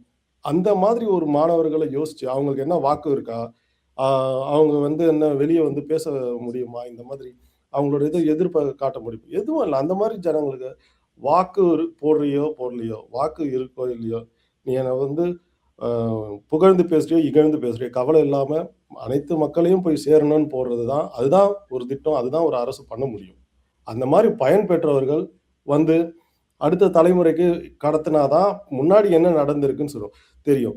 நான் என்னோட குழந்தைகளுக்கு சொல்றது இதுதான், ஒரு நாளும் இதுதான். Always remember 2 things. One don't forget your root. என்னதான் வந்தாலும் நீ பழையதுன்னு நீ நினைச்சு பார்க்கணும். அப்பா இப்படி வந்தாங்க, தாத்தா இந்த மாதிரி கஷ்டப்பட்டாங்க அப்படின்னு சொன்னாதான் இன்னைக்கு வந்து குழந்தைங்க ரொம்ப ரொம்ப வசதியா வாழுதுங்க. அது இல்லை முக்கியம். அவங்களுக்கு நம்ம பழைய இதை சொல்லி வளர்க்கணும். 2வது கிராட்டிடியூட். ரொம்ப ரொம்ப இங்க இருக்கிற நிறைய சகோதரர்கள் பேசினாங்க. அந்த ஒரு நன்றி உணர்ச்சி. இப்போ என்னையே சில நண்பர்களுக்கு கேட்பாங்க, நீ என்ன கலைஞர் வேலை வாங்கி கொடுத்தாரா? கலைஞரோட வேலை எனக்கு வேலை வாங்கி கொடுக்கணுன்றது கிடையாது. அவர் எனக்கு ஒரு வழியை காட்டினார். என்ன படிக்க வந்து எனக்கு இருந்த பிரச்சனைகள், எங்க வீட்டில் இருந்த பிரச்சனைகள் எங்களுக்கு தான் தெரியும். அது வெளியே யாருமே சொல்ல மாட்டாங்க. இப்போ கஷ்டப்படுறவங்க யாரும் வெளியே சொல்றது கிடையாது. அந்த டைம்ல அந்த உதவி அவ்வளவுதான் பண்ண முடியும். அதுக்கு மேல வராததும் அவங்கவுங்க முயற்சியில் இருக்கு. அந்த ஒரு நன்றி உணர்வு ஒரு நாளும் நம்ம கண்ணை மூடி எழுந்துக்கும் போது இன்னைக்கு இந்த நல்ல நிலைமையில இருக்கோம்னா காரணம் நம்ம பெற்றோர்கள், நம்ம முயற்சி எல்லாம் இருக்கு. மிக மிக முக்கியமான காரணம் அந்த காலகட்டத்தில் நம்ம படிச்சது கலைஞர் அவர் கொண்டு வந்த திட்டம். அதுக்கு நான் என்றைக்கும் நன்றி கடன் பட்டிருக்கேன். அது பிள்ளைங்களுக்கும் நம்ம சொல்லி வளர்க்குறோம். அப்படி இருக்கிறவங்க தான் வந்து கஷ்டத்தை உணர்ந்து வருவாங்க. பசங்களுக்கு நம்ம எல்லா வசதிகளும் செஞ்சு கொடுத்தோம்னா அதுங்களுக்கு என்னதான் எதுக்கு அது உழைக்கிறதுன்னு ஒன்றும் தெரியாம போயிடும். கண்டபடி இப்போ அதை சொல்லி கொடுத்து வளர்க்கணும் அப்படின்னு இருக்கிறீங்க. அதுதான் ரொம்ப முக்கியமான ஒன்று. நன்றி கார்த்திக். அவர் கார்த்திக் சொல்லுகின்ற பொழுது ஒரு விஷயத்த நான் கவனிச்சீங்கன்னா தெரியும். இந்த வில்லேஜ் கோட்டான்னு கொடுத்தாங்க. கிராமத்திலிருந்து வந்தவர்களுக்கு ஒரு சிறப்பு இடஒதுக்கீடு. முதல் தலைமுறை பட்டதாரிகளுக்குன்னு உண்டு. நம்ம எல்லாருக்கும் தோணும், ஏற்கனவே தான் இங்க வந்து சாதி ரீதியான இடஒதுக்கீடு இருக்குது, அப்புறம் எதுக்கு இதெல்லாம் என்று சொல்லிட்டு போது, ஒரு பிற்படுத்தப்பட்ட சமூகத்தைச் சேர்ந்த ஒரு மாணவன் அல்லது ஒரு தாழ்த்தப்பட்ட ஒடுக்கப்பட்ட சமூகத்தைச் சேர்ந்த இப்ப நீங்க ஒரு பிற்படுத்தப்பட்ட சமூகத்தைச் சேர்ந்த ஒரு மாணவன் அல்லது ஒரு ஒடுக்கப்பட்ட சமூகத்தைச் சேர்ந்த ஒரு மாணவன் சென்னையில இருக்கக்கூடிய ஒருவனுக்கும் கிராமத்தில் இருக்கக்கூடிய ஒருவனும் சந்திக்கக்கூடிய சிக்கல்கள் வேறு வேறு. ஒரு பிற்படுத்தப்பட்ட அல்லது ஒடுக்கப்பட்ட சமூகத்தைச் சேர்ந்த ஒரு மாணவனுடைய அப்பா ஒரு அரசு அதிகாரியா இருக்காருன்னு, ஏற்கனவே அவர் படித்து பட்டதாரியா இருக்காரு. அவருடைய குழந்தை சந்திக்கக்கூடிய ஸ்ட்ரகுல்ஸும் ஒரு விவசாயி அல்லது ஒரு கூலி தொழிலாளியாக இருக்கக்கூடிய இதே பிற்படுத்தப்பட்ட அல்லது ஒடுக்கப்பட்ட சமூகத்தை சேர்ந்த அவருடைய குழந்தை சந்திக்கக்கூடிய ஸ்ட்ரகுல்ஸும் வேறு வேறு. அப்ப நீங்க வெறும் சாதி ரீதியிலான இடஒதுக்கீடு மட்டுமே தீர்வை தராது. அதை தாண்டி கிராமம் நகரம் அங்க இருக்கக்கூடிய வேறுபாட்டையும் கலையணும்னு கலைஞர் நினைச்சாரு. அதனாலதான் வில்லேஜ்ல இருக்கக்கூடியவங்களுக்குன்னு தனியா ஒண்ணு கொடுத்தாரு. அதை தாண்டி வந்து அப்பா படிச்சிருந்தாருன்னா அந்த குழந்தைங்களுக்கு ஓரளவுக்கு ஒரு சின்ன வசதி கிடைக்கும். அப்பாவும் படிக்கல, முதல் தலைமுறை, அவன் தான் ஃபர்ஸ்ட் கிராஜுவேட் ஆக போறான்னா அவனுக்கு இன்னும் கூடுதலா ஒரு உற்சாகத்தை கொடுக்கணும், அவனுக்கு இன்னும் கூடுதலா இடஒதுக்கீடு கொடுக்கணும். இப்படி எல்லா இடங்களிலும் ஏதோ ஒரு இடத்துல வந்து மிஸ் ஆயிடக்கூடாது என்று சொல்லி இவ்வளவு இடஒதுக்கீடுகளை கலைஞர் கொடுத்தார் அப்படிங்கிறதே இன்றைய தலைமுறைகளுக்கு தெரியல அப்படிங்கிறதா சிக்கல். இதோட பெரிய சிக்கல், பிசி, எம்பிசி, எஸ்சி, எஸ்டி சமூகங்களை சேர்ந்த இடஒதுக்கீட்டின் பலன்களை புரியாத ஒரு சில, எல்லாரும் சொல்ல, ஒரு சில குழந்தைகள் ஏன் இடஒதுக்கீடு என்று கேட்கக்கூடிய ஒரு நிலைமைக்கு இன்னைக்கு நம்ம வந்திருக்கிறோம் அப்படிங்கிறது அது இன்னும் பெரிய துயரமான ஒன்றாக இருக்கிறது. நம்மால் முடிஞ்ச ஒரு அவேர்னஸ் ஏற்படுத்துறதா இந்த நோக்கம். உங்களுடைய வேல்யூ டைம்ஸை எனக்காக நீங்க சமூகத்துக்காக கொடுத்துருக்கீங்க. அகைன் மீண்டும் உங்களுக்கு நன்றி சொல்லிட்டு நான் வந்து பொய்யாமொழி அவர்கள்ட்ட போலான்னு. பொய்யாமொழி அவர்கள், உங்களுடைய சிறு குறிப்பை கொடுத்தல். அனைவருக்கும் வணக்கம். என் பெயர் பொய்யாமொழி. நான் வந்து நாமக்கல் மாவட்டம் பரமத்தி வேலூர் அப்படிங்கிற ஒரு சிறு கிராமத்திலிருந்து வந்தவன். என்னுடைய சிறு குறிப்புனா, நான் வந்து 12வது படித்தோடனே வேலைக்கு வந்துட்டேன். குடும்பம், அப்பா வந்து ஒரு சிறு எலிமெண்ட்ரி ஸ்கூல் வாத்தியார். ஸோ எங்கள் ரெண்டு பசங்க. ஸோ அண்ணன் மட்டும்தான் படிக்க முடிஞ்சது, எம்சிஏ படித்தார். ஸோ எனக்கு படிக்கிற வைக்க சமயத்தில் அப்பா வந்து ரிட்டையர் ஆகிற சுச்சுவேஷன். ஸோ என்னால் கல்வியை தொடர முடியல. ஸோ அதனால் நான் வந்து வேலைக்கு போக ஆரம்பிச்சிட்டேன் 12வது முடித்தோடனே. ஸோ டைட்டன் அப்படிங்கிற ஒரு நிறுவனத்தில் முதலாக +2 முடித்தோடனே எல்லாத்தையும் வேலைக்கு எடுத்தாங்க. அந்த நிறுவனத்தில் நான் வேலைக்கு சேர்ந்து பிறகு கரஸ்பாண்டன்ஸில் பிஎஸ்சி மேத்ஸ் படித்து அதுக்கு மேலே எம்சிஏ படித்து நான் வேலைக்கு வந்து மறுபடியும் ஐடி துறையில் வந்து இன்னைக்கு அமெரிக்காவில் இருக்கேன். ஸோ இதுக்கு எந்த வகையில் வந்து நம்ம கலைஞர் ஐயா உதவி செஞ்சார் அப்படிங்கிறது கேட்டிங்கன்னா உங்களுக்கு ரொம்ப வித்தியாசமாக இருக்குது. நான் படித்தது பாதி வந்து பெங்களூரில், பாதி வந்து தமிழ்நாட்டில் கரஸ்பாண்டன்ஸில். ஸோ நான் வந்து 89 வந்து வேலைக்கு சேர்ந்தேன். அதுக்கப்புறம் நான் என்னோட படிக்கணும் அப்படிங்கிற ஆர்வத்தினால என்ன படிக்கிறதுன்னு சொல்லி டிப்ளமோ படிக்கலாம், இன்ஜினியரிங் படிக்கலாம், படித்து வேலை செஞ்சுக்கிட்டே படிக்கலான்னு தேடும்போது கொஞ்சம் எதுவும் முடியல. ஸோ ஒரே ஒரு ஆப்ஷன் வந்து கடைசியாக பிஎஸ்சி மேத்ஸ் படிக்கிற அப்படிங்கிற ஒரு ஆப்ஷன் தான் நம்ம மெட்ராஸ் யூனிவர்சிட்டியில் அந்த ஆப்ஷன் இருந்துச்சு. அப்போ கரஸ்பாண்டன்ஸ் ஆரம்பிச்சிருந்தாங்க. ஸோ 91 நான் வந்து சேர முடிஞ்சது. பிஎஸ்சி மேத்ஸ் கரஸ்பாண்டன்ஸ்லேயே படிச்சுட்டு அதுக்கு மேலே எம்சிஏ கம்ப்யூட்டர் துறையில் படிக்கணும்னு ஆசை. ஆனால் எப்படி படிக்கிறது அப்படின்னு தெரியல. அப்புறம் பார்த்தா பாரதிதாசன் வந்து டிஸ்டன்ஸ் எஜுகேஷன் அப்படின்னு சொல்லிட்டு பெங்களூரில் ஆரம்பிச்சிருந்தாங்க. நான் ஒசூரில் வந்து ஒர்க் பண்ணிட்டு இருந்தேன்.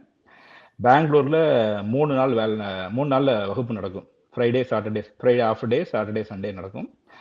ஃப்ரைடே வேலையை முடிச்சுட்டு கிளம்பிடுவேன் பெங்களூருக்கு. அப்படி போய் எம்சிஏ வந்து படித்து அங்கே டைட்டன் நிறுவனத்திலேயே வந்து சிஸ்டம்ஸ் டிபார்ட்மெண்ட்டில் இன்டர்னல் கிராஜுவேஷனில் அங்கே காம்படிஷன் இன்டர்னல் ரெக்ரூட்மெண்ட்டில் செலக்ட் ஆகி அப்படியே நான் கம்ப்யூட்டர் துறையில் வந்து அதுக்கு மேலே நான் வெளியே விப்ரோ மாதிரி நிறுவனங்களுக்கு வந்து மறுபடியும் அங்கேருந்து அமெரிக்கா வந்து இன்னைக்கு இங்கே 14 வருடமாக அமெரிக்காவில் வந்து ஒரு மல்டிநேஷ்னல் கம்பெனியில் சீனியர் ஸ்டாஃப் பிஸ்னஸ் அனலிஸ்டாக ஒர்க் பண்ணிட்டு இருக்கேன். நான் வந்து குளோபல் லாஜிஸ்டிக்ஸ் லீடாக வந்து ஒர்க் பண்ணிட்டு இருக்கேன். ஸோ என்டையர் குளோபோட லாஜிஸ்டிக்ஸ் ஏரியா ஐடி செக்டரே என்னோட கண்ட்ரோலில் இருக்கு. இதான் ஷார்ட்டா சொல்லணும்னா என்னோட இது வந்து இந்த கல்வி வந்து படிக்க வைக்க, அதாவது கரஸ்பாண்டன்ஸ்ல நான் வேலைக்கு போனாலும் எனக்கு படிக்க வைக்கக்கூடிய அந்த வாய்ப்பை வந்து வழங்குறது கலைஞரோட அரசாங்கம் தான். அதே மாதிரி எனக்கு கம்ப்யூட்டர் துறையில படிக்கணும் அப்படின்னு நான் ஆசை இருக்கும்போது டிஸ்டன்ஸ் எஜுகேஷன்ல எந்த அளவுக்கு முடிக்கணும்னு தெரியாது. அதனால வந்து பெங்களூர்ல வந்து அது வீக்கெண்ட் கிளாஸ், அதாவது ரெகுலர் கிளாஸஸ் உங்களுக்கு வீக்கெண்ட்ல நடக்கும், அவ்வளவுதான். That is called distance education, it's not correspondence course. அது ஃப்ரைடே சாட்டர்டே சண்டேல 3 நாள் மட்டும் நடத்துவாங்க. ஸோ அது ரெகுலரா உங்களுக்கு காலையில 9 மணிலேருந்து சாயந்தரம் 5-6 மணி வரைக்குமே நடக்கும். லேப்ல இருந்து எல்லாமே நடக்கும் உங்களுக்கு. நீங்க தூரத்தில் தொலைதூர கல்வியில படிக்கிற அப்படிங்கிற ஒரு பாரதிதாசன் அந்த ஆரம்பிச்சாங்க. அது மிகப்பெரிய வாய்ப்பா இருந்தது. நான் அதை படிச்சு எம்சிஏ படிச்சுட்டு அதுக்கப்புறம் நான் கணினி துறைக்கு என்டர் ஆகி எங்க டைட்டன் நிறுவனத்திலேயே, பழைய நிறுவனத்துல, அதற்கு மேல நான் வந்து விப்ரோ மாதிரி ஐடி கம்பெனில வந்து அதுக்கு மேல நான் இங்க அமெரிக்காவில் வேலைக்காக வந்த ஒரு 8 வருடங்களுக்கு அப்புறம் அதே நிறுவனத்துல வந்து என்னை வந்து வேலைக்கு ஜாயின் பண்ண சொல்லிட்டு இப்போ அந்த நிறுவனத்துல நான் குளோபல் லாஜிஸ்டிக்ஸ் லீடா ஐடி துறையில ஒர்க் பண்ணிட்டு இருக்கேன். ஒரு 11 வருடமாக அந்த நேரடி கம்பெனிலே ஒர்க் பண்ணிட்டு இருக்கேன். ரொம்ப ரொம்ப மகிழ்ச்சியா நீங்க சொல்லல. ஒரு முக்கியமான விஷயம்னா இந்த டிஸ்டன்ஸ் எஜுகேஷனில் படித்தவர்களை வேலைகளுக்கு எடுக்கக்கூடாது. கேக்குதா? டிஸ்டன்ஸ் எஜுகேஷன்ல படித்தவங்களை வேலைக்கு எடுக்கக்கூடாது அப்படிங்கிற மாதிரியான சில இடர்பாடுகளை சிலர் கொண்டு வந்தாங்க. அதையும் கலைந்து இல்ல, டிஸ்டன்ஸ் எஜுகேஷன்ல படிச்சாலும் அது வந்து வேல்யூ தான், அது வந்து செல்லத்தக்கது என்பதையும் கலைஞர் வந்து உறுதிப்படுத்தி கொடுத்தார் அப்படிங்கறது நான் வந்து இங்க நன்றியோடு நினைவு கூர்றேன். ரொம்ப நன்றி. அடுத்ததாக நம்முடைய சாம் பொன்னையா, வணக்கம். இணைப்புல இருக்கிறீங்களா? எஸ், வணக்கம். வணக்கம். உங்களுடைய சிறு குறிப்பை தாருங்கள். நான் பேசுற கேக்குதாங்க? எஸ், கேக்குது. எல்லாரும் கேக்குதுங்க. Very good, very good. தேங்க்யூங்க. நான் வந்து என்னோட பேர் சண்முகவேல் பண்ணையா. இங்க வந்து சாம் பண்ணையான்னு கூடுவாங்க. நான் வந்து பிறந்தது வந்து தேனி, ஆண்டிப்பட்டி தேனி. இங்க ஒரு 4வது வகுப்பு படிக்கிறப்ப மதுரைக்கு மூவ் பண்ணோம். ஸோ என்னோட பள்ளி படிப்பு, காலேஜ் எல்லாம் வந்து மதுரை தான். ஒரு சின்ன எளிய குடும்பம். ஸோ அதனால் நான் படித்தது ஃபுல்லாக ஸ்காலர்ஷிப்பில் தான் படித்தேன். ஸ்கூலு, காலேஜ் எல்லாமே. 12ஆம் வகுப்பு வரைக்கும் தமிழ் மீடியத்தில் படித்தேன். காலேஜ் வந்தப்போ நம்ம இன்னொரு தோழர் இங்கே சொன்ன மாதிரி, ஐ திங்க் கார்த்திக் நினைக்கிறேன், அவர் சொன்ன மாதிரி எனக்கு வந்து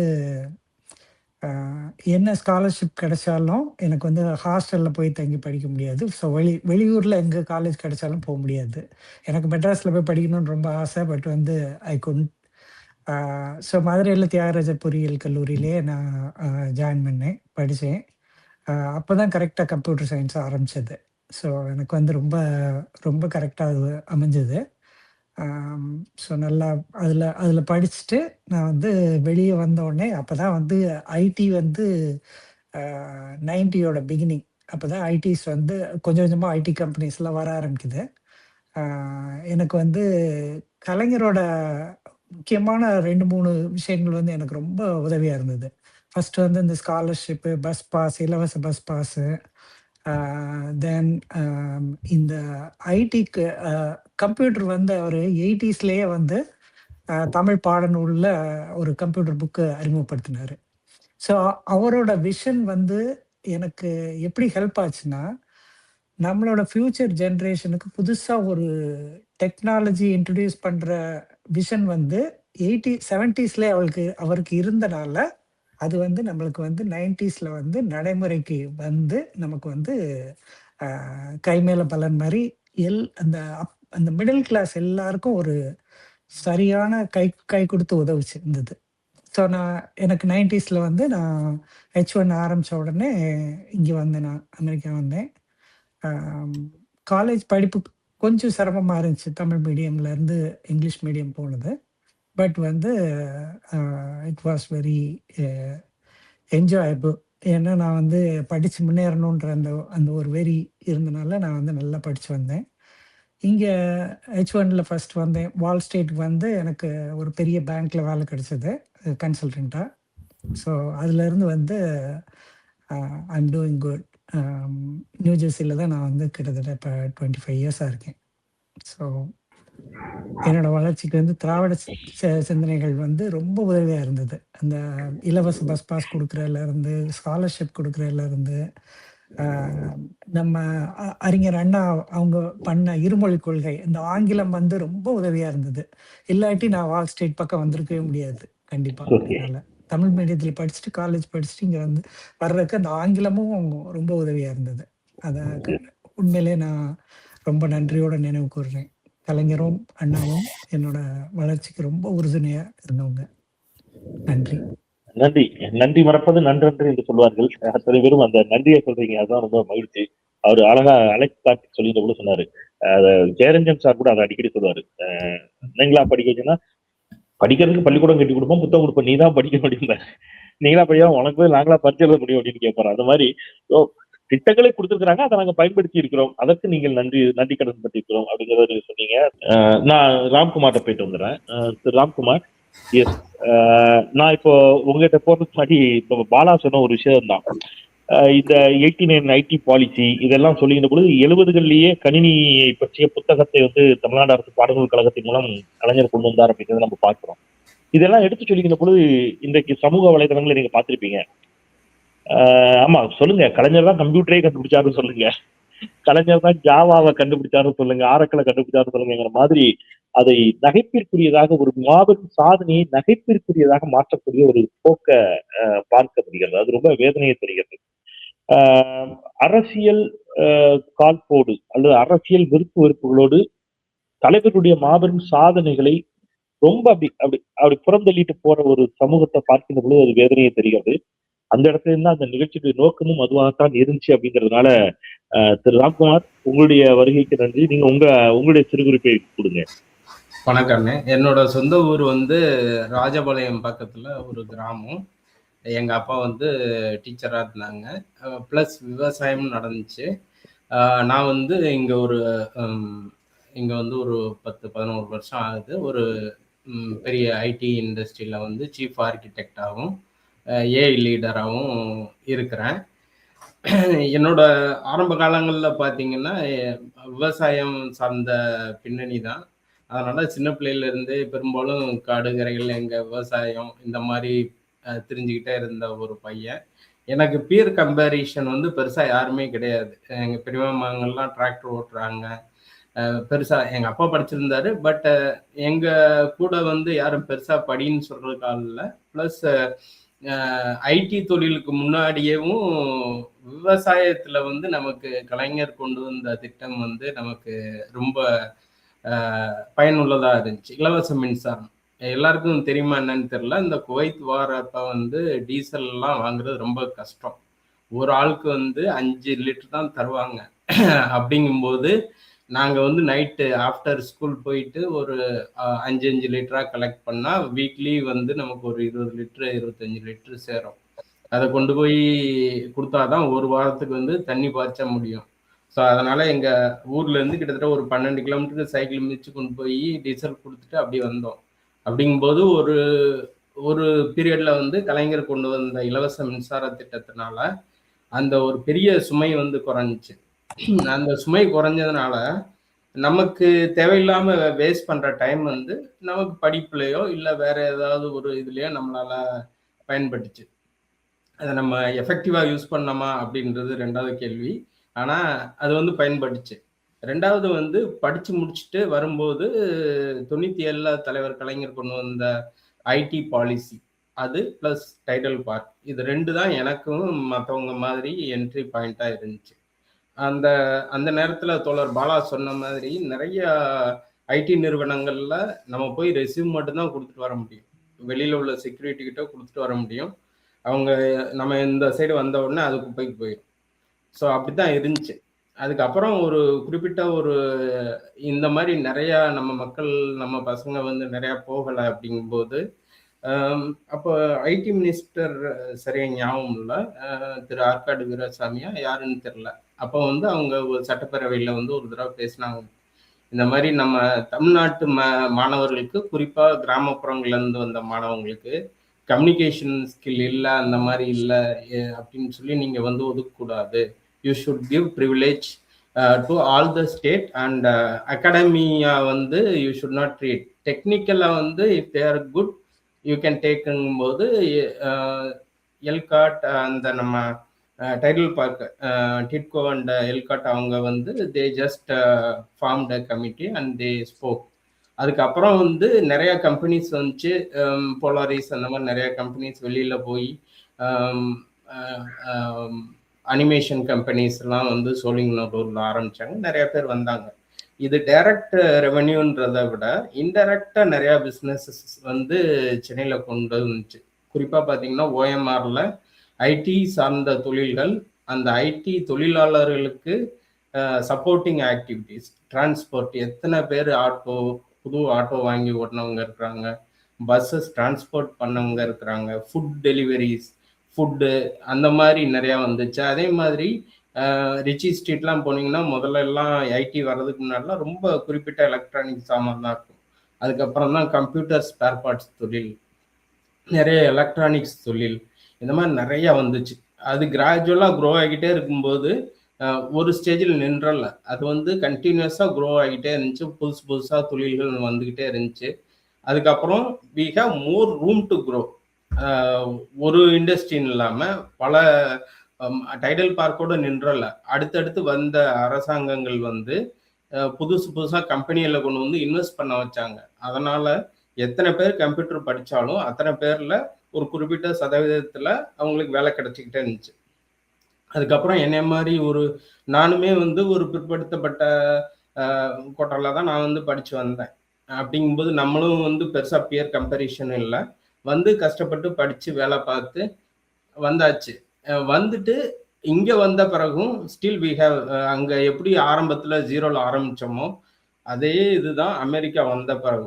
நமக்கு வந்து உள்ள இறங்கிடுவோம். தோழர் கனிமொழி சொன்ன மாதிரி we went through the same circle. From square 1லேருந்து ஆரம்பித்து நீ என்ன ஜாதின்னு கேட்டு அதுல இருந்து எங்கெங்கெல்லாம் நம்மளை வந்து கார்னர் பண்ணணுமோ அங்கெல்லாம் கார்னர் பண்ணுவாங்க, சப்ரஸ் பண்ணுற இடங்கள்ல சப்ரஸ் ஆகணும். இந்த மாதிரிலாம் சந்திச்சதுனால தான் அதுக்கப்புறம் ஒரு 7-8 வருஷத்துக்கு முன்னாடி ஏன் நமக்கு இது நடக்குது, ஏன்னா ஊரில் இருந்த வரைக்கும் நமக்கு வந்து நம்ம ஏதோ பெரிய லெவலில் இருந்த மாதிரி நமக்கு ஒரு எண்ணம். ஆனால் இங்கே வந்த பிறகுதான் உண்மையாக நிதர்சனம் நம்ம யாரு அப்படின்றது வந்து நமக்கு புரிஞ்சுச்சு. அதுக்கப்புறம் பெரியார், அம்பேத்கர், படிப்பு வட்டம், அப்புறம் நம்மளோட இயக்கம் எல்லாத்துலேயுமே நம்ம பேசி சேர்ந்து தோழர்களோட சேர்ந்து ஏன் நமக்கு இந்த மாதிரி ஒரு அவேர்னஸ் கொண்டு வரக்கூடாது, அந்த மாதிரி வி ஆர் ஆர்கனைஸ்ட் ஹியர். இந்த மாதிரி புதுசாக வரவங்களுக்கு வந்து ஒரு கல்ச்சுரல் ஷாக் இருக்கும்.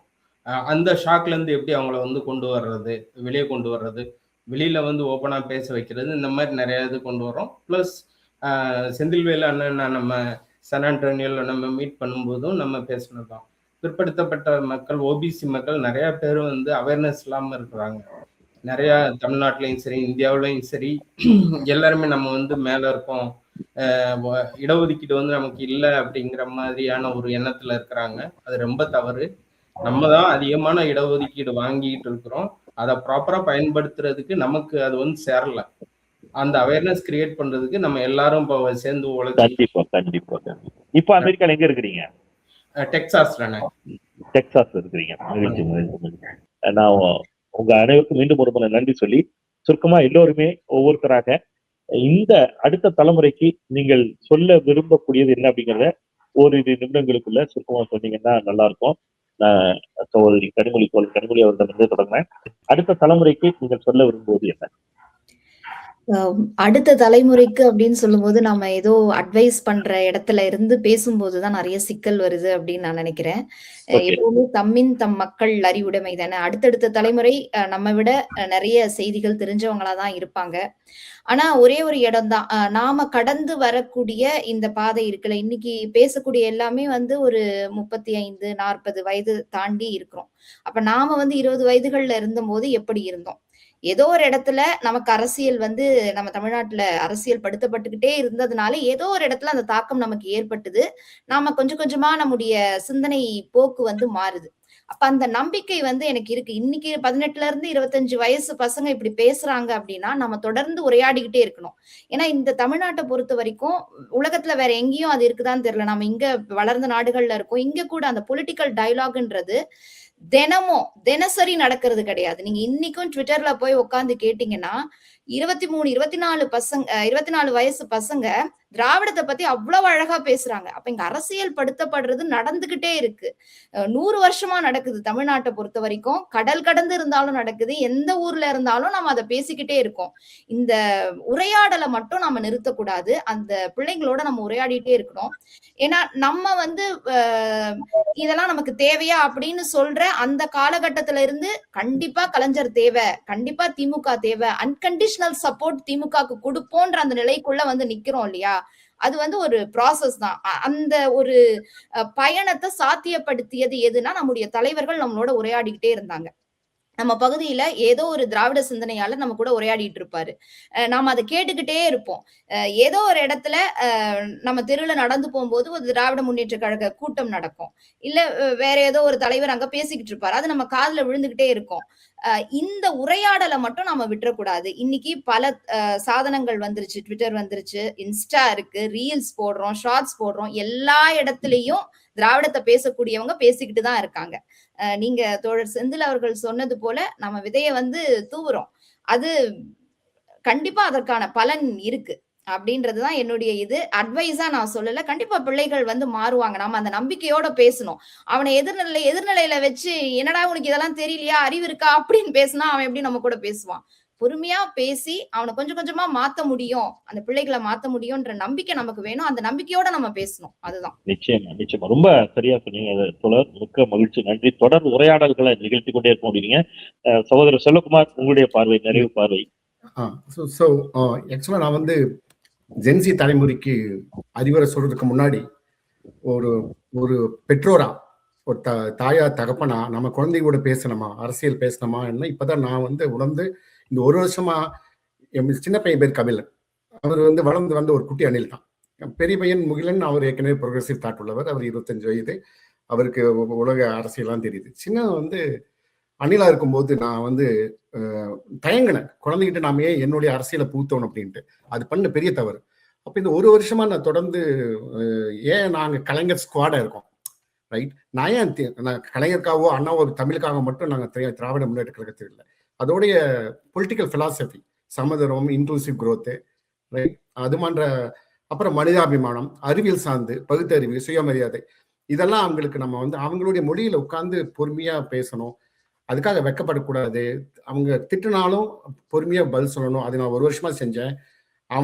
அவன் வந்து ஓட்டு போடல விசிலுக்கு, சரிங்களா? அது ஞாபகம் வச்சுக்கோங்க. ரெண்டாவது வந்து எங்க அக்கா பொண்ணு, தங்கச்சி பையன், அப்புறம் எங்க உறவினர்கள், தெரிஞ்சவங்க குழந்தைகளோட, மிடில் ஏஜ் ஆட்கள், அடுத்த தலைமுறை ஆட்களோட நீங்க வந்து நான் தொடர்ந்து தொலைபேசியில பேசிட்டே இருக்கேன். நீங்க பேசுங்க. முதல்ல யாரும் கால் பண்ணி யார்கிட்ட பேசல. பேசும்போது நம்ம பொதுவா அரசியல் பத்தி பேசி அவங்ககிட்ட சில விஷயங்களை நீங்க வாய்ப்பு கிடைக்கும் போது சொல்லி ஆகணும். உரையாடல் முக்கியம். கனிமொழி சொன்ன மாதிரி உரையாடல் முக்கியம். அதுதான் நான் நினைக்கிறேன். அரசியல் படுத்தோன்னு நாம் நிறைய உழைக்கணும். அரசாங்கம் மட்டும் திமுக மட்டும் குறை செலுத்த முடியாது. நாம் தவறு விட்டுருக்கோம், உரையாடல்கள் நிகழ்த்தாம விட்டுருக்கோம். அதை சரி செஞ்சு ஜென்சியும் நம்ம குழந்தைங்க தான், அந்த தவறி போன குழந்தைகள் நம்ம குழந்தைங்க தான் என்று சொல்லிக்கொண்டு வாய்ப்புக்கு நன்றி. நீங்க சொன்ன மாதிரி 2 பேரும் வேற ஒரு பார்வையை கொடுத்தீங்க. சமூகத்தோடு உரையாட வேண்டும் என்று சகோதரி கனிமொழி அவர்களும் செலவாவது வீட்டிலேயே நம்ம முதல்ல உரையாடல் நிறுத்திட்டோம் அப்படிங்கிறது உண்மைதான். வீட்டிலேயே நம்ம வந்து அதை பேசுறதை விட்டுட்டோம். நம்ம ஏன் பேசுறோம், வீட்டில் அதை சொல்ல வேண்டிய தேவையும் கடமையும் இருக்கிறது, கடந்து வந்த பாதி அப்படிங்கிறது. நான் வள்ளியூர் வந்திருக்கிறேன், என்னுடைய நேட்டிவ் பிளேஸ். ஒரு இளைஞன் என்னை டீ ஷாப்ல பார்த்து ரொம்ப ஆர்வமா வந்து கை கொடுத்தான். உள்ளபடி நான் கொஞ்சம் இவன் என்ன சொல்ல போறானோ அப்படின்னு நான் நினைச்சேன். அவன் சொல்லிட்டு ஒரு செல்ஃபி எடுத்துக்கலாமான்னா, செல்ஃபி எடுத்து அவங்க அப்பா பக்கத்துல இருந்தாரு, அவரையும் கூப்பிட்டான். அப்பாவையும் சேர்த்து செல்ஃபி எடுத்து அவன் சொன்னான், நான் அந்த நடிகருடைய ஃபேனா தான் இருந்தேன், இப்பவும் அப்கோர்ஸ் அந்த நடிகருடைய ஃபேன் தான், அவருக்கு ஓட்டு போடணும்னு நினைச்சிருந்தேன். ஆனால் தொடர்ந்து உங்களுடைய உரையாடல்கள், உங்களுடைய வீடியோக்களை பார்க்கும்போது எனக்குள்ள சில கேள்விகள் இருந்துச்சு, மாற்றம் நிகழ்ந்துச்சு. நான் நண்பர்களோடு உரையாட ஆரம்பிச்சேன். இன்னைக்கு நான் என்னுடைய ஓட்டை சரியா செலுத்தியிருக்கிறேன், அந்த நடிகருக்கு செலுத்தலைன்னு சொல்லிட்டு அவன் சொன்னா. நான் மட்டும் இல்லை, என்னுடைய ஃப்ரெண்ட்ஸ் சர்க்கிளையும் அந்த ஒரு பெரிய உரையாடல் நடத்த ஆரம்பிச்சோம். முதல்ல கொஞ்சம் காரசாமெல்லாம் அந்த டயலாக் போச்சு. இன்னைக்கு என் ஃப்ரெண்ட்ஸ் குரூப்பே மாறி இருக்கிறாங்க. ரொம்ப தேங்க்யூ சார் அப்படின்னு சொல்லிட்டு செல்ஃபி எடுத்து போனா வள்ளியூர்ல ஒரு டீ ஷாப்ல. ரொம்ப மகிழ்ச்சியா இருந்துச்சு. அவங்க அப்பா எல்லாத்தையும் அமைதியா பார்த்துட்டு இருந்தாரு. சார் நான்லாம் சொன்னா கேட்கல சார், உங்க வீடியோஸ் எல்லாம் பார்த்தாங்க சார், ஒரு மாற்றம் நிகழ்ந்திருக்குதுன்னாரு. ஒரு சிறிய அசைவை, ஒரு உரையாடல் ஏற்படுத்திருக்கிற நம்பிக்கை எனக்கு அது கொடுத்துச்சு நீங்க சொல்லுகின்ற பொழுது. ரொம்ப மகிழ்ச்சி. பாலா, உங்களுடைய பார்வை. இல்ல ரொம்ப நெகிழ்ச்சியான ஒரு உரையாடலா இருந்தது. அது எல்லாரும் சொல்ற மாதிரி நம்ம சமூகத்தோட குடும்பத்தோட உரையாடணுன்றதுல மாற்று கருத்து இல்ல. அதுல ஒரே ஒரு விஷயம் என்னன்னா, எல்லாமே தானா வந்ததுன்னு நிறைய பேர் நினைக்கிறாங்க. அது ஒரு சினிமால வந்து பாத்தீங்கன்னா, ஒரு பாடல்ல ஒருத்தர் வந்து முன்னேறிடுவாரு. ஒரு 5 நிமிடங்கள்ல வந்து ஒரு ஒரு தொழிலதிபர் ஆவாரு. அடுத்து ஒரு கார்ல போவாரு. அடுத்து பாத்தீங்கன்னா ஒரு பெரிய ஒரு பதவிக்கு வர மாதிரி எல்லாம் காமிப்பாங்க. அது வந்து உண்மை நிலவரம் நம்ம சமூகத்துல அது எப்படி நடக்குதுன்னு இந்த தலைமுறைக்கு சொல்ல வேண்டிய ஒரு கட்டாயம் இருக்குது. அது ஆங்கிலத்துல வந்து என்ன சொல்லுவாங்கன்னா, how you win the bread, அதாவது அந்த ஒரு உங்களுக்கான உணவு எப்படி கிடைக்கிறதுன்றத நீங்க பார்க்கணும். அது வந்து உங்களோட உழைப்பு மட்டும் இல்ல, உங்களுக்கு கீழே இருக்கிற நம்முடைய தந்தை எப்படி இருந்தாரு, நம்முடைய தாத்தா எப்படி இருந்தாரு, அந்த நிலை வந்து நம்ம மேம்பட்டு இருக்கோமா, அந்த மேம்படுதலுக்கு காரணமானவர்கள் யார் என்பதை படிக்கணும். இந்த இளைஞர்களுக்கு நான் சொல்றது என்னன்னா, படியுங்க. அது படிக்கணும்னா நீங்க வந்து இன்னைக்கு இருக்கிற ஏஐ உலகத்துல வந்து நீங்க அடிச்சீங்கன்னாவே தெரிஞ்சிடும். ஏஐல அடிச்சீங்கன்னாவே நீங்க எந்த இதுல அடிச்சாலும் உங்களுக்கு தகவல் வந்துடும். புத்தகங்களை தேடி படியுங்கள். அப்புறம் பாத்தீங்கன்னா எதுவுமே தானா வந்து வரல. உலகத்துல வந்து எதுவுமே வந்து தானா நடக்க வாய்ப்பே இல்லை. அதுக்கான முயற்சி யாரோ ஒரு விதையை ஒருத்தர் தூவார், அதுக்கு தண்ணி ஒருத்தர் ஊத்துவார். அந்த மரம் வளர்ந்து அந்த மரம் வந்து காய்களை தரும்போது நீங்கள் விதையை தூவியவரையும் மரம் நட்டவரையும் மரத்தை பாதுகாத்தவரையும் தான் எல்லாரையும் தான் நம்ம நினைத்து பார்க்கணும். இதுல ஒன்னே ஒண்ணு இப்ப நம்ம கலைஞரை பத்தி நிறைய பேசினதுனால ஒரே ஒரு விஷயம் மட்டும் சொல்லிடுறேன். இண்டஸ்ட்ரியலைசேஷன்ல பாத்தீங்கன்னா 1971 கலைஞர் முத்தமிழறிஞர் டாக்டர் கலைஞர் வந்து பதவிக்கு வரும்போது சிப்காட் அப்படின்னு ஒண்ணு உருவாக்குறாரு. அது வந்து state industries promotion corporation of Tamil Nadu. அது சிப்காட். அதுதான் பாத்தீங்கன்னா அது மூலியமா தான் நம்முடைய இங்க இருக்கக்கூடிய தமிழ்நாட்டில் இருக்கக்கூடிய பல குடும்பங்களை சேர்ந்த தந்தைகள் வந்து அங்க வேலைக்கு போயிருப்பாங்க. அடுத்து பாத்தீங்கன்னா சிட்கோன்னு ஒண்ணு உருவாக்குறாரு, ஸ்மால் இண்டஸ்ட்ரீஸ் டெவலப்மெண்ட் கார்பரேஷன். இது எல்லாமே பாத்தீங்கன்னா இண்டஸ்ட்ரியலைசேஷன், தமிழ்நாடு எப்படி வளருது அப்படின்னு. அடுத்து பாத்தீங்கன்னா இன்ஃபர்மேஷன் டெக்னாலஜி 89ல பாத்தீங்கன்னா இண்டஸ்ட்ரியல் பாலிசி ஷிஃப்ட். அதுலதான் பாத்தீங்கன்னா பப்ளிக் செக்டார், பிரைவேட் செக்டார், அப்புறம் வந்து எல்லாம் சேர்ந்து ஒரு பாலிசியை வந்து அவங்க உருவாக்குறாங்க. பிரைவேட்டைசேஷன் 91ல வந்து குளோபலைசேஷன் வரும்போது அந்த பிரைவேட்டைசேஷனுக்கான பாலிசி 89ல உருவாக்குறாங்க. அதோட அட்வான்ஸ்மெண்ட் பாலிசியா தான் ID policy, information technology policy வந்து 1997ல வருது. அதோட தொடர்ச்சியா தான் 2000ல வந்து டைடல் பார்க் வருது. இப்ப அதோட தொடர்ச்சியா இன்றைக்கு இருக்கிற தமிழ்நாடு அரசும் ஒரு முத்துவேல் கருணாநிதி ஸ்டாலின் ஐயா அவர்களின் அரசும் பாத்தீங்கன்னா இதை அடுத்த நிலைக்கு எடுத்துட்டு போறாங்க. இது வந்து திராவிட இயக்கங்கள் 1920களில் நம்மளுக்கு படிப்பறிவுக்கான ஒரு நுழைவாயில திறக்கிறாங்க. இன்றைக்கு 100 வருடங்களுக்கு அப்புறம் நம்ம அந்த மேம்பட்டு இருக்கோம். இதை வந்து நம்ம அந்த தொடர்ச்சியை படிக்கணும், அந்த பரிணாம வளர்ச்சியை நம்ம படிக்கணும். படிச்சு இந்த உரையாடலை வந்து அடுத்த தலைமுறைக்கும் உங்களுக்கு குழந்தைகளுக்கும் கொண்டு போகணுன்றதுதான் என்னுடைய தாழ்மையான வேண்டுகோள். அதை தொடர்ந்து செய்வோம். நன்றி. சிட்கோ எங்க ஊர்ல ஒரு வளர்ந்து வரக்கூடிய ஊர் தான். வள்ளியூர்ல சிட்கோ தொழிற்பேட்டை மிக பெருசா இருக்கு. நேற்று அந்த வழியா போகும்போது சொன்ன பாரு எவ்வளவு கம்பெனிஸ் வந்திருக்குது அப்படின்னு சொல்லிட்டு இருந்தேன். நியோ டைடல் பார்க் என்ற பெயர்ல டைடல் பார்க் தமிழ்நாட்டின் எல்லா பகுதிகளுக்கும் கடந்த 5 ஆண்டுகளில் திமுக அரசு முதலமைச்சர் ஸ்டாலின் அவர்கள் அதை விரிவுபடுத்தியிருக்கிறார் அப்படிங்கிறது நான் சொல்றேன். ஜீவா, உங்களுடைய நிறைவு பார்வை இருக்குமான? அதாவது நான் வந்து ஜென்சிக்கு சொல்ல போறது இல்லை, நண்பர்களுக்கு மட்டும்தான் நான் சொல்ல போறேன். நேற்று என்னோட மகள்கிட்ட பேசிட்டு இருந்தேன். உங்க ஆளு ஸ்வாக் பண்ணாரு அப்படின்னு சொல்லி சொன்னாப்புல. என்னம்மா ஸ்வாக் பண்ணாருன்னா அப்படி சொன்னாரு அப்படின்னு சொல்லிட்டு ரொம்ப சந்தோஷமா சொல்லிட்டு இருந்தா அவ. அந்த பிள்ளைங்களை அதுதான் அட்ராக்ட் பண்ணுது. அதை நம்ம புரிஞ்சுக்கிடணும். முதல்ல அவங்களுக்கு ஒரு இன்ஃபர்மேஷனை நம்ம குயிக்கா சொல்லணும், அவங்களோட இன்ட்ரெஸ்ட் தூண்டணும். ஒரு பூமரா இருந்தாலும் பரவாயில்ல. நான் என்ன சொல்லுவேன் அப்படின்னா, நீங்க இன்ஃபர்மேஷனை எங்க தேடுறீங்கன்னா இன்ஸ்டாகிராம்லயோ ட்விட்டர்லயோ தேடுறீங்க. அது இன்னொருத்தரோட ஒப்பீனியன், அது ஃபேக்ட் கிடையாது. ஸோ ஃபேக்டை தான் நீங்க தேடி படிக்கணும். அதனாலதான் இங்க இருக்கிற எல்லாருமே வந்துட்டு படிங்க படிங்க படிங்க, முதலமைச்சர்ல இருந்து எல்லாரும் திரும்ப திரும்ப சொல்றது படிங்க, நல்லா படிங்க, நல்லா படிங்க. ஃபேக்ட் என்ன, உண்மை என்ன, நிதர்சனம் என்றதை நீங்க தெரிஞ்சுக்கோங்க. இன்னொருத்தரோட ஒப்பீனியனை உங்க ஒப்பீனியனா எடுத்துட்டு வராதீங்க. நம்ம திராவிட மாடல் 2.0 வருன்ற நம்பிக்கையோட எல்லாருக்கும் வாழ்த்துக்கள். இந்த நிகழ்ச்சி நடந்த செந்திலன்னு மிக்க நன்றி. நன்றி ஜீவா. ராம்குமார் சார், உங்களுடைய நிறைவு பார்வை. வணக்கண்ணே. நம்ம அட்வைஸ் சொல்ல போறது கிடையாது. இப்ப உள்ள ஜென்சி தலைமுறைகள் வந்து நடிகர்கள் பின்னாடி போங்க, யாரு பின்னாடி வேணாலும் போங்க. ஆனா அதுக்கு முன்னாடி படிச்சுட்டு உங்களோட வரலாறு இப்ப நம்ம இந்த நிலைமையில இருக்கிறதுக்கு என்ன காரணம் அப்படின்றத ஒரு தடவைக்கு 2 தடவை சிந்திச்சுட்டு அதுக்கப்புறம் யூ டேக் யுவர் டெசிஷன். என்ன காரணம் அப்படின்னா, இன்னைக்கு நீங்க தவறா எடுக்கக்கூடிய ஒவ்வொரு முடிவுமே நாளைக்கு உங்களையும் உங்களுக்கு அடுத்து வரக்கூடிய சந்ததிகளையும் மட்டும்தான் அது வந்து பாதிக்க போகுது. இன்னைக்கு நீங்க ஒரு தப்பான ஆளை வந்து நீங்க தேர்ந்தெடுத்தாலோ, இல்ல உங்க கூட வந்து போராடாத ஒரு தலைவனை வந்து நீங்க தூக்கி பிடிச்சு பின்னாடி போனாலோ, நாளைக்கு நீங்க மட்டும்தான் போராடிக்கிட்டு இருப்பீங்க. உங்களுக்கு சப்போர்ட்டுக்கு யாருமே இருக்க மாட்டாங்க.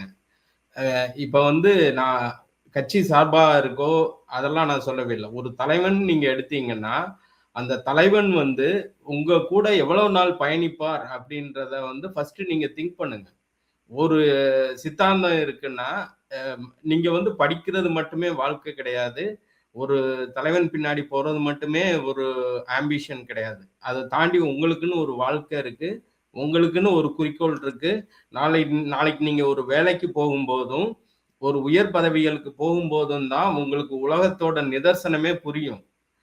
ஏன் வந்து இடஒதுக்கீடுன்ற ஒரு விஷயம் இருக்கு, அந்த இடஒதுக்கீடை எப்படி திட்டமிட்டு பிரைவேட்லயும் கொண்டு வரணும்னு நம்ம நினைச்சோம்.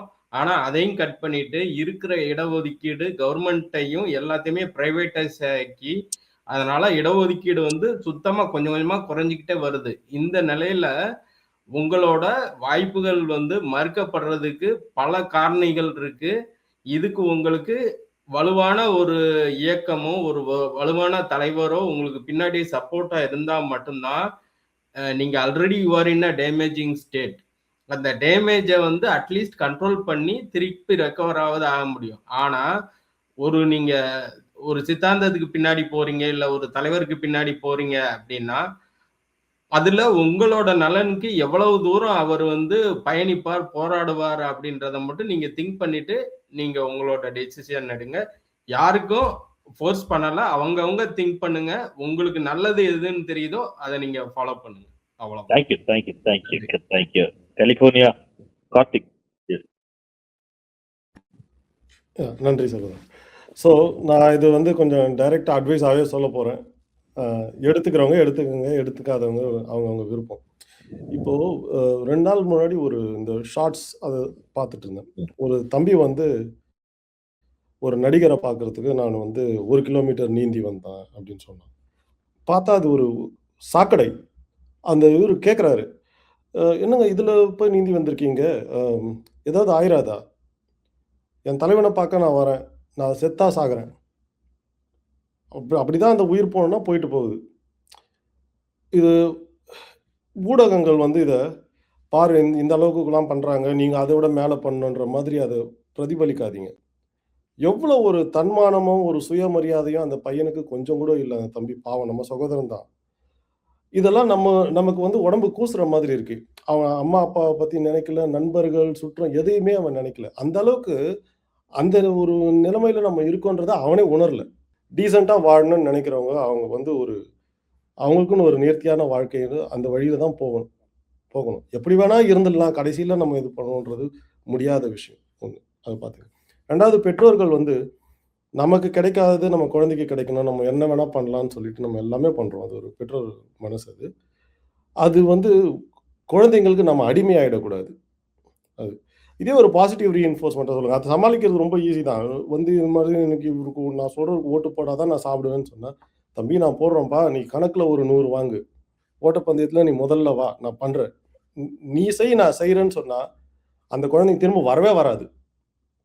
அதையும் மீறி வந்தால் பரவாயில்ல, அவங்க ஆசையை நிறைவேற்றுங்க, ஒன்றும் இது தப்பு கிடையாது. அந்த அச்சீவ்மெண்ட் நீ பண்ணு நான் செய்கிறேன்றதுக்கு வரமாட்டாங்க நிறைய பேர், எனக்கு தெரியும். 3வது வந்து பொழுதுபோக்கு வந்து வாழ்க்கை கிடையாது. இங்கே நம்ம ஊடகங்களில் பார்த்தீங்கன்னா எல்லாமே சினிமா சார்ந்து இருக்கு. ஒரு பாட்டு, ஒரு டான்ஸு, ஒரு இயக்குனர், எதை பார்த்தாலும் இந்த தமிழ்நாட்டு ஊடகங்களில் நீங்கள் இது மீடியா, டிவி எது போட்டாலுமே வெறும் சினிமா செய்திகள். இப்படி ஆரம்பத்திலேருந்து 5 வயசுலேருந்து அந்த குழந்தை 15-20 வயசு வரைக்கும் வெறும் சினிமாவை தவிர எதுவுமே காட்டாமல் இருந்துட்டு அப்புறமா வந்து சினிமா நடிகர் வந்துட்டான்றது வந்து நம்ம சமூகமாக வந்து ஒரு பெற்றோர்களும் சரி இப்படி ஆயிடுச்சுன்னு நினைக்கிறதுல அர்த்தமே கிடையாது. அவங்களுக்கு விளையாட்டு துறையை காட்டுங்க. முக்கியமாக வந்து சில அப்பா அம்மா வசதி வாய்ப்போட இருந்தா நீ என்ன வேணா பண்ணிக்கோ, ஆனா கடைசியில உன்னை நான் எப்படியாவது பணம் கட்டியாவது சேர்த்து படிக்க வச்சு உன்னை கொண்டு வந்துருவேன். அந்த சப்போர்ட் சிஸ்டம் இருக்கிறவங்க எப்படி வேணா பண்ணுவாங்க. அவங்கள ஒரு முன்னுதாரணமா நம்ம எடுத்துட்டு, இந்த கஷ்டப்பட்டு வறிய நிலையிலேருந்து முன்னுக்கு வர துடிக்கிற பசங்க, அவங்களோட நம்ம கம்பீட் பண்ணி இந்த இதில போனோம்னா, உன் வாழ்க்கை அதோட தொலைஞ்சுதுன்றத நம்ம நினைச்சு பார்த்துக்கணும். அவ்வளோதான். நான் எஸ் ஊடகங்களுக்கும், பெற்றோர்களுக்கும் தான் நான் சொல்றேன். எஸ் எஸ் எஸ் எஸ் ரொம்ப முக்கியம். ஏன்னா இந்த இந்த நெகட்டிவான வீடியோஸ் அதிகமா வைரல் ஆகுறதுல அது ஒரு ரீசன். அலெக்ஸ் நீங்க கார்த்திக் ரொம்ப சொன்னது கரெக்ட். ஒருத்தர் ஒரு ஏதோ ஒரு நெகட்டிவா பண்றாரு வைரல் ஆகுதுன்னு உடனே இன்னொரு தம்பியோ தங்கியோ என்ன நினைக்கிறாங்கன்னா இதை விட பயங்கரமா பண்ணாதான் நம்ம வைரல் ஆகுமோன்னு நினைச்சுதான் பண்றாங்கன்னு தோணுது. எக்ஸாக்ட்லி ஒரு தகப்பன் ஸ்தானத்துல இருந்து நீங்க அதை ரொம்ப கன்சர்னோட சில பார்வைகளை தந்தீங்க. நன்றி. பொய்யாமொழி சார், உங்களுடைய பார்வை சார். கேக்குதா பொய்யாமொழி சார்? அவருக்கு மட்டும்தான் ஆடியோ ஸ்ட்ரகிள் நினைக்கிறேன். சரவணகுமார், உங்களுடைய பார்வை தாங்க. சரவணகுமார் கேக்குதா? கேக்குது. உங்க பார்வை நிறைய பார்வை. நான் குழந்தைங்கள தப்பு சொல்ல மாட்டேன். பிரச்சனை நம்ம கிட்ட. ஸோ ஏற்கனவே நாங்கள் எங்க குரூப்ல, வாட்ஸ்அப் குரூப்ல பேசியிருந்தோம். ஸோ எந்த குழந்தையும் நல்ல குழந்தை தான் மண்ணில் பிறக்கையிலே, அது உடன்பிறப்பாவதும் அணிலாய் தேய்வதும் பெற்றோர் வளர்ப்பினிலே. ஸோ நம்ம கிட்ட இருக்கு. வைரமுத்து சிற்பியை ஒன்றை செதுக்குகிறேன் அவரோட. அது வந்து அந்த இளைஞர்களுக்கான லைக் அட்வைசரி கட்டுரைகள் இருக்கிற சின்ன புக் அது. அதுல அந்த முன்னுரையில வந்து அவரு அது எல்லாத்தையும் சொல்லிட்டு, நான் இதை எப்படி நான் உனக்கு சொல்ல போறேன் அப்படின்னா, ஒரு மத போதகனாக அல்ல, நீ அன்றாடம் வெறுக்கும் ஆசிரியனாக அல்ல, உனக்கு இப்போது அந்நியமாக ஆகி போன தாய் தந்தையாக கூட அல்ல, உன் நன்மை கருதும் நண்பனாய், உன்னை தொட்டு பழக உரிமை கொண்ட தோழனாய். அப்படிதான் நம்ம சொல்லணும் நம்ம பசங்களுக்கு. அதை சொல்ல முயற்சிக்கிறோம். இப்போ ரீசெண்டா இந்த பொங்கலுக்கு வந்த பராசக்தி படத்துக்கு நான் குடும்பத்தோட போயிருந்தப்போ இங்க 1/2 மணி நேரம் இங்கிருந்து இந்த தியேட்டர் டிரைவ், அந்த டிரைவ்ல என் பையனுக்கு நான் அந்த மொத்த மொழிப்போரோட வரலாறோட ஒரு ஜிஸ்ட்டை நான் சொல்லிட்டே போனேன், ஒரு கதையா சொல்லிட்டு போனேன். அவனுக்கு கதை புரிஞ்சுது, உண்மை உரைச்சுது. ஸோ நம்ம கொஞ்சம் தவற விட்டுட்டோம்னு நினைக்கிறேன். இது ஒரு wake up call. I think will wake up, விட்டதை பிடிச்சிடலாம். ரொம்ப நன்றி. பாசிட்டிவான ஒரு வார்த்தையோட முடிச்சீங்க. சாம் பொன்னையா சார், உங்களுடைய பார்வை, நிறைவு பார்வை.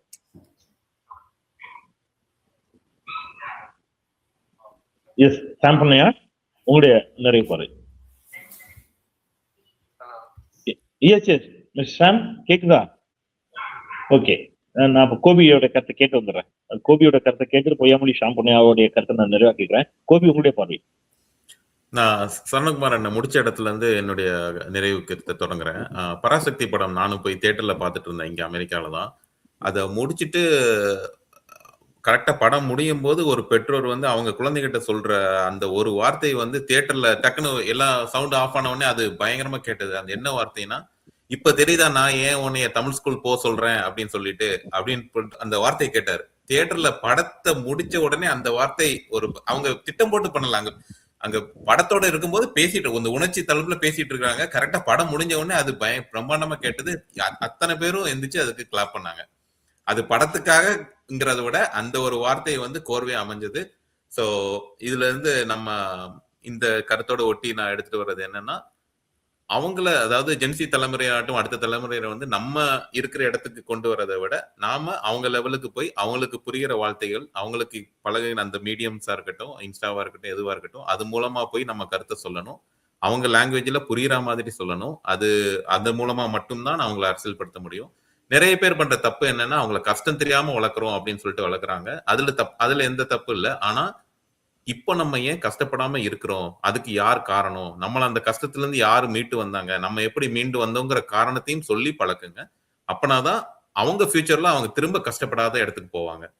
இப்ப நம்ம ஜென்சி தலைமுறையில போய் நம்ம போராட மாட்டோம் அப்படி அந்த பெரிய பெரிய வார்த்தைகள், சில வார்த்தைகள் யூஸ் பண்ணனா அது அவங்க ரொம்ப குழம்பிடுவாங்க. போராட்டம்னா என்னன்னே தெரியாத தலைமுறை. இப்ப என்னோட தலைமுறையே பெரிய போராட்டம் எல்லாம் எதையும் நம்ம பார்த்தது இல்லை. நம்ம பெரிய போராட்டமே ஜல்லிக்கட்டு போராட்டம்னு சொல்லுவாங்க. ஆனா அது அது ஒரு நல்ல நோக்கத்துக்காக நல்லபடியா நடந்த போராட்டம் தான். ஆனா அதுக்கு முன்னாடி நமதுக்கு முந்திரே தலைமுறைகள் நிகழ்த்தின போராட்டங்கள் கம்பேர் பண்ணும்போது இது வந்து அந்த லெவலுக்கு இல்லை. இப்போ அடுத்த ஜென்சி தலைமையில வரும்போது போராட்டம்ங்கிறத அவங்க பார்த்ததே கிடையாது. அந்த ஒரு விரல் புரட்சி தான் போராட்டமே நினைச்சிட்டு இருக்கிறாங்க. நானும் ஒரு விஜய் ரசிகனா தான் வளர்ந்தேன். இப்போ திரைப்படத்துல நடிகர் விஜயோட ரசிகனா தான் இருக்கிறேன். அதை சொல்றதுல எனக்கு புண்ணூர்ல. ஆனா அரசியல் அப்படிங்கிறது வரும்போது நான் எப்படி அரசியல்படுத்தப்பட்டேன்னா நான் தேடி போனேன். என்னைய தேடி வந்த எல்லாத்தையும் தள்ளி வச்சுட்டு நான் போய் நமதி எம்ஜிஆர் படிச்சேன், முரசொலி படிச்சேன், சங்கொலி படிச்சேன், தீக்கதிர் படிச்சேன். தேடி தேடி படிச்சு அதுல இருந்த கருத்துக்கள் எல்லாம் எடுத்துட்டு நல்ல கருத்து எதுன்னு பார்க்கும்போது எனக்கான வேல்யூஸ் நான் கிரியேட் பண்ணும்போது நான் என்னுடைய வாழ்க்கையில இந்த வேல்யூஸ் தான் நான் உயர்த்தி பிடிக்கணும்னு பார்க்கும்போது அதற்கு நேரடியா சப்போர்ட் பண்ணி வந்தது பெரியார், அம்பேத்கர், கலைஞர், முதல்வர் ஸ்டாலின் அவர்களுடைய கருத்துக்கள், திராவிடம், இந்த இதுதான் வந்தது. நான் அதை நோக்கி ஈர்க்கப்பட்டு வந்து போயிட்டு இருக்கிறேன். அது மாதிரி உங்களுக்கான அட்வைஸ், ஜென்சி தலைமைக்கு அட்வைஸ் என்ன, உங்களுக்கான பர்சனல் வேல்யூஸ் என்னங்கிறத நீங்க முதல்ல ஐடென்டிஃபை பண்ணி அதை முதல்ல காயின் பண்ணிக்கோங்க. அதை நோக்கி யாரு உழைக்கிறாங்கன்னு பாருங்க. நீங்க இப்போ இருக்கிற கட்சி, நீங்க சப்போர்ட் பண்ற கட்சியே பாருங்க, நீங்க சப்போர்ட் பண்ணுங்க. ஆனா சப்போர்ட் பண்றதுக்கு அப்புறம் அவங்க நீங்க நினைக்கிறபடி நடக்கிறாங்களா அப்படிங்கிறதையும் பாருங்க. அவங்க சொல்றபடி நடக்கிறாங்களதையும் பாருங்க. அதை வச்சு எவாலுவேட் பண்ணுங்க. You make your decision. You are all fully equipped to make the decision. அதை மட்டும் கன்சிஸ்டண்டா ஃபாலோ பண்ணுங்க. நல்லது நடக்கும். நன்றி. தேங்க்யூ. எஸ், பொய்யாமொழி சார், உங்களுடைய நிறைவு பார்வை.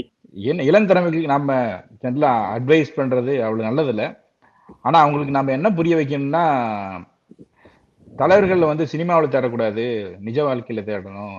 யார் நமக்கு உழைப்பாங்க, யாரு நமக்கு நல்லது செய்வாங்க அப்படிங்கறது அவங்களுக்கு புரிய வைக்கணும். சினிமாவில் இருக்கிற கவர்ச்சி, அது சினிமா கவர்ச்சி, சினிமாவில் இருக்கிறவங்க எல்லாருமே அப்படியே உண்மையா அதுல வர்ற யோக்கிய மாதிரி நிஜ வாழ்க்கையில இருந்துட மாட்டாங்க அப்படிங்கிறது அவங்களுக்கு புரிய வைக்கணும். அது மட்டும் இல்லாம அவங்க வந்து அரசியல் தெரிஞ்சுக்க ஆசைப்பட்டாங்கன்னா அதை வந்து தடுக்கக்கூடாது. ஏன்னா சின்ன குழந்தைங்க அரசியல் படிக்கக்கூடாது அப்படின்னு தடுக்கக்கூடாது. அவங்கள வந்து கத்துக்க வைக்கணும். அப்பதான் அவங்களுக்கு தெரியும். இப்போ என்னோட பையனே வந்து நான் கொஞ்ச நாளா வந்து ரொம்ப அரசியல் பேச ஆரம்பிச்சேன். சரி, ரொம்ப ஓவரா பேசுறானே, ஸ்கூல்ல எல்லாம் வந்து ட்ரம்பை பத்தியோ பைடனை பத்தியோ எல்லாத்தையும் பத்தியும் பேசிட்டு வந்து எங்க பிரச்சனையா இருப்போதோ அப்படின்னு சொல்லி பயந்துட்டு இருந்தேன். கொஞ்சம் குறைச்சி வச்சிருந்தேன். ஆனா இன்னைக்கு அவன் வந்து கம்யூனிஸ்ட் பத்தி தெரிஞ்சுக்கிட்டு நான் வந்து ஒரு கம்யூனிஸ்ட் அப்படின்னு சொல்ற அளவுக்கு அவன் வந்து படிச்சுட்டு வந்திருக்கானா எனக்கு ஒரு சில டைம் ரொம்ப பெருமையா இருந்தது. ஆக நம்ம ரொம்ப தடுத்துட்டோமோ அப்படின்ட்டு அவனுங்களே நாம சொல்றது இல்லை, அவனுங்களே கத்துட்டு வந்தது. எனக்கு சின்ன வயசுலயே வந்து எங்க அப்பா வந்து அண்ணாவை பத்தி கலைஞரை பத்தி எல்லாம் சொல்லியிருக்காரு. ஆனா அதுக்கு மேல எல்லாம் சொன்னதுல நானே தெரிஞ்சுக்கிட்டு வந்ததுதான், நம்மளோட அறிவுக்கு தெரிஞ்சுட்டு வந்ததுதான் நம்ம கலைஞர். அப்ப அதுக்கு மேல பிடிச்சாரு. எம்ஜிஆர் பத்தியும் தெரியும், கலைஞரை பத்தியும் தெரியும், ஜெயலலிதா பத்தியும் தெரியும். ஆனா நமக்கு யார் உதவி செஞ்சா, நமக்கு யார் இந்த நிலைமைக்கு வரும் காரணமா இருந்தாங்க அப்படிங்கறது நம்ம அறிவு கொண்டு தெளிவுபடுத்திக்கிட்டோம். அதே மாதிரி அவங்களுக்கு அந்த சுச்சுவேஷனை கொண்டு வச்சு யாரு உங்களுக்கு நல்லது பண்ணுவா அப்படிங்கறத நீங்க பார்த்து தெரிஞ்சுக்கணும் அப்படிங்கிற ஒரு முயற்சியை மட்டும் வைக்கணும். என்னோட பையனும் விஜய் ரசிகன் தான். ஆனா வந்து இங்க நடக்கிற நிகழ்ச்சி எல்லாம் பார்த்துட்டு நான் விஜய்க்கெல்லாம் ஓட்டு கேட்க மாட்டேன். ஒரு சுச்சுவேஷன்ல வந்த புதுசுல ஓட்டு கேட்டான் விஜய்க்கு. இன்னைக்கு அந்த நிலைமையில இல்லை. அவனே தெரிஞ்சுட்டு வந்து நானும் விஜய்க்கெல்லாம் நான் ஓட்டு போக மாட்டேன் அப்படின்னு சொல்லி வந்துட்டான். ஸோ அது வந்து அவங்களே தெளிவுபடுத்திக்குவாங்க. அதுக்கு என்ன அவங்களுக்கான வாய்ப்பை உருவாக்கணும். அவங்க அரசியல் படுத்த வேண்டாம்னு நான் நினைக்கவே கூடாது, படுத்தணும். சின்ன பசங்க ஒரு சில காலத்துல நான் விஜய்க்கு போட்டு போடணும் அப்படின்னு கேட்பாங்க. ஆனா அதெல்லாம் கொஞ்ச நாள் அவங்களுக்கே தெளிவு வந்ததுக்கு அப்புறம் எல்லாம் 16 வயசு 18 வயசு பசங்களுக்கு என்ன தெரியும்? நமக்கே 21 வயசு 25 வயசு இருக்கும்போதே ஒரு தெளிவு இல்லாம தான் இருந்தது. ஸோ அது காலத்தின் கட்டாயம், அது மாறும்போது மாறிடும் அப்படிங்கிறது. அவங்கள அந்த அரசியல் படுத்தணும். மெயினா அதுதான் முக்கியம். அவங்களுக்கு அதுக்கான வாய்ப்பை கொடுக்கணும். அவங்களுக்கு அரசியல் தெரிஞ்சுக்கணும். ஒரு காலத்துல வந்து மோடி பத்தி புகழ்ந்து பேசிட்டு இருந்தேன். ஏன்னா இந்த ரெட் ஸ்டேட்ல எல்லாம் பாத்தீங்கன்னா மோடி பத்தி, ட்ரம்ப் மோடி எல்லாம் ஃப்ரெண்ட்ஸ் அப்படிங்கும்போது மோடி பத்தி பேசுவான். ஒரு காலத்துல மோடி பத்தி நல்லா பேசிட்டு இருந்தா அதுக்கப்புறம் தெளிவுபடுத்தினதுக்கு அப்புறம் மோடியை ஃபுல்லா ஹேட் பண்ண ஆரம்பிச்சிட்டான். ஸோ அந்த மாதிரி தான் அவனுக்கு அந்த அரசியல் தெளிவு வந்ததுன்னா ஆட்டோமேட்டிக்கா அவங்களே மாறிடுவாங்க. ஸோ அதுக்கான வாய்ப்பு நம்ம கொடுக்கணும் அப்படிங்கிறது தான் என்னோட கருத்து. தேங்க்யூ. நம்ம நிறைவு செய்யலாம். உங்க அத்தனை பேருடைய வருகைக்கும் கருத்துக்கும் ரொம்ப மகிழ்ச்சி, நன்றி. என்னன்னா நான் எல்லோரிடமும் சொல்ல விரும்புறது ஒண்ணுதான். கேட்கல. இல்ல, ஓகே, நான் முடிச்சுக்கிறேன். சரி. நான் எல்லோரிடமும் சொல்ல விரும்புறது ஒன்றுதான். இப்ப நீங்க எல்லாரும் சொன்னீங்க, ஒரு முதல் தலைமுறை பட்டதாரிங்கிற ஸ்கீம்ல நான் என்ன லாபம், அதனால நான் என்ன பெனிஃபிட்ஸ் அடைஞ்சேன், இலவச மின்சாரத்தால என்ன பெனிஃபிட் அடைஞ்சேன், இலவச பஸ் பாஸால என்ன பெனிஃபிட் அடைஞ்சேன், லிங்குஸ்டிக் மைனாரிட்டிக்கான இடஒதுக்கீட்டால என்ன பெனிஃபிட் அடைஞ்சேன், ஐடியாலஜிக்கலா பெரியாரால நான் என்ன பெனிஃபிட் அடைச்சேன்னு தோழர் கனிமொழி சொன்னாங்க. இந்த மாதிரி நாம் ஒவ்வொருவரும் நம்முடைய வாழ்க்கையில மேம்படுவதற்கு திட்டங்களை தீட்டி தந்த தலைவர்களை கடுமையாக விமர்சித்து விட்டு, ரொம்ப கவனமா நான் அந்த வார்த்தையை திருப்பி சொல்றேன், நாம் நம்முடைய பர்சனல் வாழ்க்கையில மேம்படுவதற்கும் சமூக வாழ்க்கையில் உயர்வதற்கும் வழிவகை செய்த திட்டங்களை தந்த தலைவர்களையும் சித்தாந்தங்களையும் கடுமையாக விமர்சித்து விட்டு நாம் யாரை கொண்டாடுகிறோம் என்று பார்த்தால், நம்மால் பணம் கொடுத்து நாம டிக்கெட் வாங்கி படம் பார்த்து நம்மால் வாழ்வில் உயர்ந்த ஒருவரை பாராட்டி கொண்டிருக்கிறோம். அதுதான் எனக்கு முரணா இருக்கு. நீங்க பெரியாரிய கொள்கையில எனக்கு முரண்பாடு என்று சொல்லி ஒருவர் வந்து மார்க்சிய கொள்கைகளை தழுவினால் நாம வந்து அச்சப்பட தேவையில்லை. அல்லது மார்க்சிய கொள்கைகளில் எனக்கு முரண்பாடு என்று சொல்லி ஒருவர் பெரியாரிய கொள்கைகளில் வந்தால் நம்ம அச்சப்பட தேவையில்லை. ஓகே, வெள்ளந்து வாங்க, பரவாயில்ல. இந்த இரண்டிலும் முரண்பட்டு ஒருவர் வந்து அம்பேத்கரியை கொள்கைகளை தழுவுகிறார் என்றால் மகிழ்ச்சி, வரவேற்கத்தக்கது. இல்ல நான் இந்த மூணுமே புரிஞ்சுக்கிறேன், இந்த மூணும் தான் சமூகத்தின் தேவை என்று ஒருவர் நிற்கிறார் என்றாலும் மகிழ்ச்சி. ஆனால் இந்த மூன்றிலும் முரண்பட்டு விட்டு ஒருவர் வந்து ஒரு நடிகரின் பின்னால் செல்கிறார் அப்படின்னு சொல்லிக்கிற பொழுதுதான் அது அச்சம் கொள்ள. நீங்க ஒரு கொள்கையில முரண்படுவது அல்ல பிரச்சனை, நீங்க அதற்கு மாற்றாக என்ன கொள்கையை வைக்கிறீங்க, அதை விட பெட்டரான கொள்கையை வைக்கிறீங்களா அல்லது என்ன வைக்கிறீங்க அப்படிங்கிறது. அப்போ நம்முடைய கல்விக்கு, நம்முடைய வேலை வாய்ப்புக்கு வழிவகை செய்த தலைவர்களை விமர்சிக்கிறீர்கள், பரவாயில்ல, அதற்கான உரிமையும் கூட இருக்கிறது. அதற்கு மாற்றாக நீங்க யாரை வைக்கிறீங்கன்னு பார்த்தா, நீங்க பணம் கொடுத்து இந்த சமூக நீதி திட்டங்களால் உங்கள் தந்தைக்கு ஒரு அரசு வேலை கிடைச்சிருக்கும், இந்த திட்டங்களால் உங்கள் வாழ்க்கை மேம்பட்டிருக்கும், இதன் மூலம் கிடைத்த வாழ்க்கை, இதன் மூலம் கிடைத்த பொருளாதாரம், இதன் மூலம் நம்முடைய வாழ்க்கையில் அடைந்த உயர்வுகளை மறந்துவிட்டு நான் பணம் கொடுத்து டிக்கெட் பார்த்து வாங்கி பணம் கொடுத்து அதனால் வாழ்க்கையில் உயர்ந்த ஒரு நடிகரை நான் வந்து என் தலைவனாக ஏற்றுக்கொள்வேன் என்று சொல்வது அது அறம் சார்ந்த ஒன்றாக இருக்குமா அப்படிங்கிற கேள்வி அடுத்த தலைமுறைக்கு விடுறேன். இங்க பேசி எல்லோருக்குமே ஒரு கன்சர்ன் இருந்துச்சு, ஒரு பார்வை இருந்துச்சு. அது என்னன்னா, இந்த ஜென்சி தலைமுறைகள் யாரு, அவங்க நம்ம வீட்டுல இருக்கிற பிள்ளைங்க தானே. எனக்கு 2 குழந்தைங்க இருக்கு, எல்லாருக்கும் இங்க குழந்தைங்க இருக்கும், சகோதரர் இருப்பாங்க, தம்பி தங்கி இருப்பாங்க. அப்போ இவர்களும் நம்ம வீட்டு பிள்ளைகள் தானே. அப்போ அவங்களை அரசியல் மயப்படுத்த வேண்டிய பொறுப்பு நமக்கு இருக்குது அப்படிங்கிற இடத்துல இருந்து தான் நாங்க இந்த உரையாடல் நடத்துறோம். நான் ஜென்சி தலைமுறைக்கு தோழன் சொன்ன மாதிரி அட்வைஸா கூட இல்லை, ஒரு வேண்டுகோளாக வைக்கிறது என்னன்னா, நீங்க முதல்ல உரையாடுங்க, அந்த உரையாடலை கண்ணியமா பண்ணுங்க, நாகரிகமா பண்ணுங்க. எங்களுடைய கருத்துல உங்களுக்கு கோபம் வரலாம், எங்களுடைய கருத்துல உங்களுக்கு மாற்று கருத்து இருக்கலாம், அந்த மாற்று கருத்தை நீங்க என்ன துணியில வைக்கிறீங்க அப்படிங்கிறது. முதல்ல எங்களோட உரையாடுவதற்கு வாங்க, காது கொடுத்து கேட்ட ஆரம்பிங்க. நீங்க ஸ்கிப் பண்றீங்க, அது ஃபர்ஸ்ட் பிரச்சனையா இருக்குது. அப்போ நீங்க உரையாடலுக்கு வாங்க, அந்த உரையாடலில் எங்கள் மீதான மாற்று கருத்துக்களை வைங்க, பட் அதை நாகரிகமான மொழியில வைங்க, வசை சொற்களை தவிருங்கள் அப்படிங்கறதெல்லாம் தான் அடுத்த தலைமுறைக்கு. நாட் ஒன்லி இந்த பிரச்சனையை விட்டுருங்க, இந்த திமுக, அதிமுக, விஜய் இதை விட்டுருங்க. பொதுவா நான் சொல்றது, ஒரு இதை எல்லாவற்றையும் தாண்டிய ஒரு அரசியல். இன்னைக்கு விஜயா இருக்கலாம், நாளைக்கு வேற ஒரு நடிகர் பின்னாடி போறாங்க. நேற்று கடந்த தலைமுறை ரஜினி கமல், இன்றைய தலைமுறை விஜய் அஜித், நாளைய தலைமுறை வேற ஒரு நடிகர் பின்னாடி போகலாம். ஸோ இதை தாண்டி சிந்திக்க வேண்டிய பொறுப்பும் கடமையும் அறிவார்ந்த தமிழ் சமூகத்துக்கு இருக்குது அப்படிங்கறத ஏதோ ஒரு இடத்துல கன்வே பண்றதுக்கு தான் இந்த உரையாடலே தவிர, இந்த உரையாடலின் போது தனிப்பட்ட முறை நான் பேசுன அந்த குறிப்பிட்ட வீடியோ பலருக்கு காயத்தை ஏற்படுச்சுங்கிறதுனால சொல்றேன். இந்த உரையாடலின் போது கொஞ்சம் வீட்டுல ஒரு பிள்ளைங்க கிட்ட உரையாடுற மனநிலை தான் நாங்க பேசுறோம். சொன்னா கேட்க மாட்டியா அப்படிங்கிற டோன் இருக்கும். அது சமூகத்தின் மீதான டோன். அந்த டோன் ஒருவேளை உங்களை காயப்படுத்தக்கூடும். அது அந்த டோனுக்கான ரீசனை நீங்க புரிஞ்சுக்கிட்டீங்க அப்படின்னு சொன்னா, அது இன் ஃபியூச்சருக்கு அது உங்களுடைய வாழ்க்கை, நம்முடைய வாழ்க்கை, சமூக வாழ்க்கை எல்லோருக்கும் பயன் தரக்கூடியதாக இருக்குங்கிறதுனாலதான் அந்த டோன் வருது அப்படிங்கறத சொல்லிட்டு, ரொம்ப முக்கியமான உங்களுடைய எல்லோருடைய நேரத்தையும் கொடுத்தீர்கள். கிட்டத்தட்ட 2 மணி நேரம் கிட்டத்தட்ட வந்திருக்கிறோம். எப்படி நன்றி சொல்றதுன்னு தெரியல. இதை நான் சின்னதா கட் பண்ணியும் கொண்டு போய் சேர்க்கிறேன், எல்லாத்தையும் கொண்டு போய் சேர்ப்போம். லாஸ்டா சார் ஏதோ சொல்ல விரும்புறீங்க, சொல்லுங்க சார். ஸோ நீங்க இந்த ஜென்சி கூட்டு வாங்க, நான் அந்த பார்ட்டிசிபென்ட்ஸ் அவங்களோட நாங்க பேச தயார், அவங்க கேள்விக்கு நாங்க பதில் சொல்ல முடியும். கண்டிப்பா கண்டிப்பா அப்படி ஒரு ஃபார்மட் நீங்க கொண்டு வந்தீங்கன்னா நல்லா இருக்கும். இன்னொரு கண்டிப்பா மாதிரி நிறைய படங்கள் வரணும், கலைஞர் பத்தி படம். கண்டிப்பா நம்ம அந்த பிளாட்ஃபார்ம் நிறைய பயன்படுத்த வேண்டி இருக்குது அப்படிங்கிறதா. நீங்க கலைஞர் ஒரு இலவச வண்ண தொலைக்காட்சிங்கிற ஒரு திட்டத்தை கொடுத்தார், பலருக்கு கேள்வி பொருளாக்கும். நான் இங்க இருக்கிற எல்லாருமே அதை அனுபவிச்சிருப்பீங்க, நான் அனுபவிச்சிருக்கிறேன். எங்க கிராமத்துல ஒரே ஒருத்தர் வீட்டுலதான் டிவி இருக்கும். ஆஃப் பண்ண அந்த டிவியை அந்த ஜன்னல் கம்பி வழியா பாக்குறதுல எங்களுக்கு ஒரு அவ்வளவு ஆர்வம் இருந்த காலம். நான் 11th 12th படிக்கும் போது எங்க வீட்டுக்கு ஒரு செகண்ட் ஹேண்ட் டிவி எங்க அப்பா வாங்கிட்டு வந்தார். அப்புறம் கலைஞர் இலவச வண்ண தொலைக்காட்சி கொடுக்கும்போது அவர் ஒரு மகிழ்ச்சியை கொடுத்தேன். ஆனா அந்த வண்ண தொலைக்காட்சியில் தான் இல்லாத 2G ஊழலை இருப்பதாக பெரிதாக்கி எல்லாத்தையும் கொண்டு போய் சேர்த்தாங்க. அது மாதிரி அலைக்கற்றை விவகாரத்துல இன்னைக்கு இருந்த டெக்னாலஜி புரட்சியை கொண்டு வந்ததுல ஆராசாவுடைய பங்கு என்னன்னு தெரியும். நீங்க செல்போன் எல்லோரு கைகளிலும் போய் சேருவதற்கு திமுகவும் ஆராசாவும் எடுத்த நடவடிக்கைகள் தெரியும். பட் அந்த டெக்னாலஜி புரட்சி தான் இன்னைக்கு திமுகவுக்கு எதிராக அதே அலைபேசியின் வழியாக கொண்டு போய் கருத்துக்களை சேர்க்க உதவுகிறது அப்படிங்கிறது நம்ம பார்க்க முடியும். திருப்பியும் சொல்றேன், இங்க எதுவுமே தவறே இல்லை அப்படின்னு யாரும் மாற்றல. இங்க போதாமைகள் குறைபாடுகள் இருக்கலாம், ஆனால் இதை விட பெட்டரான ஒண்ணு இங்க இல்லை அப்படிங்கறதே நான் ரொம்ப ஆணித்தனமா சொல்ல விரும்புறேன்.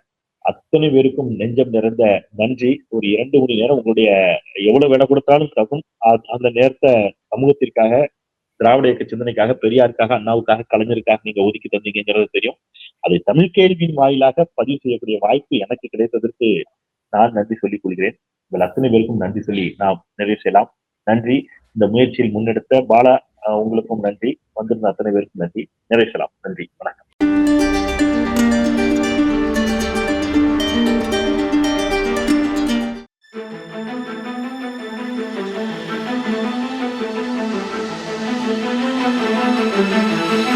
Thank you.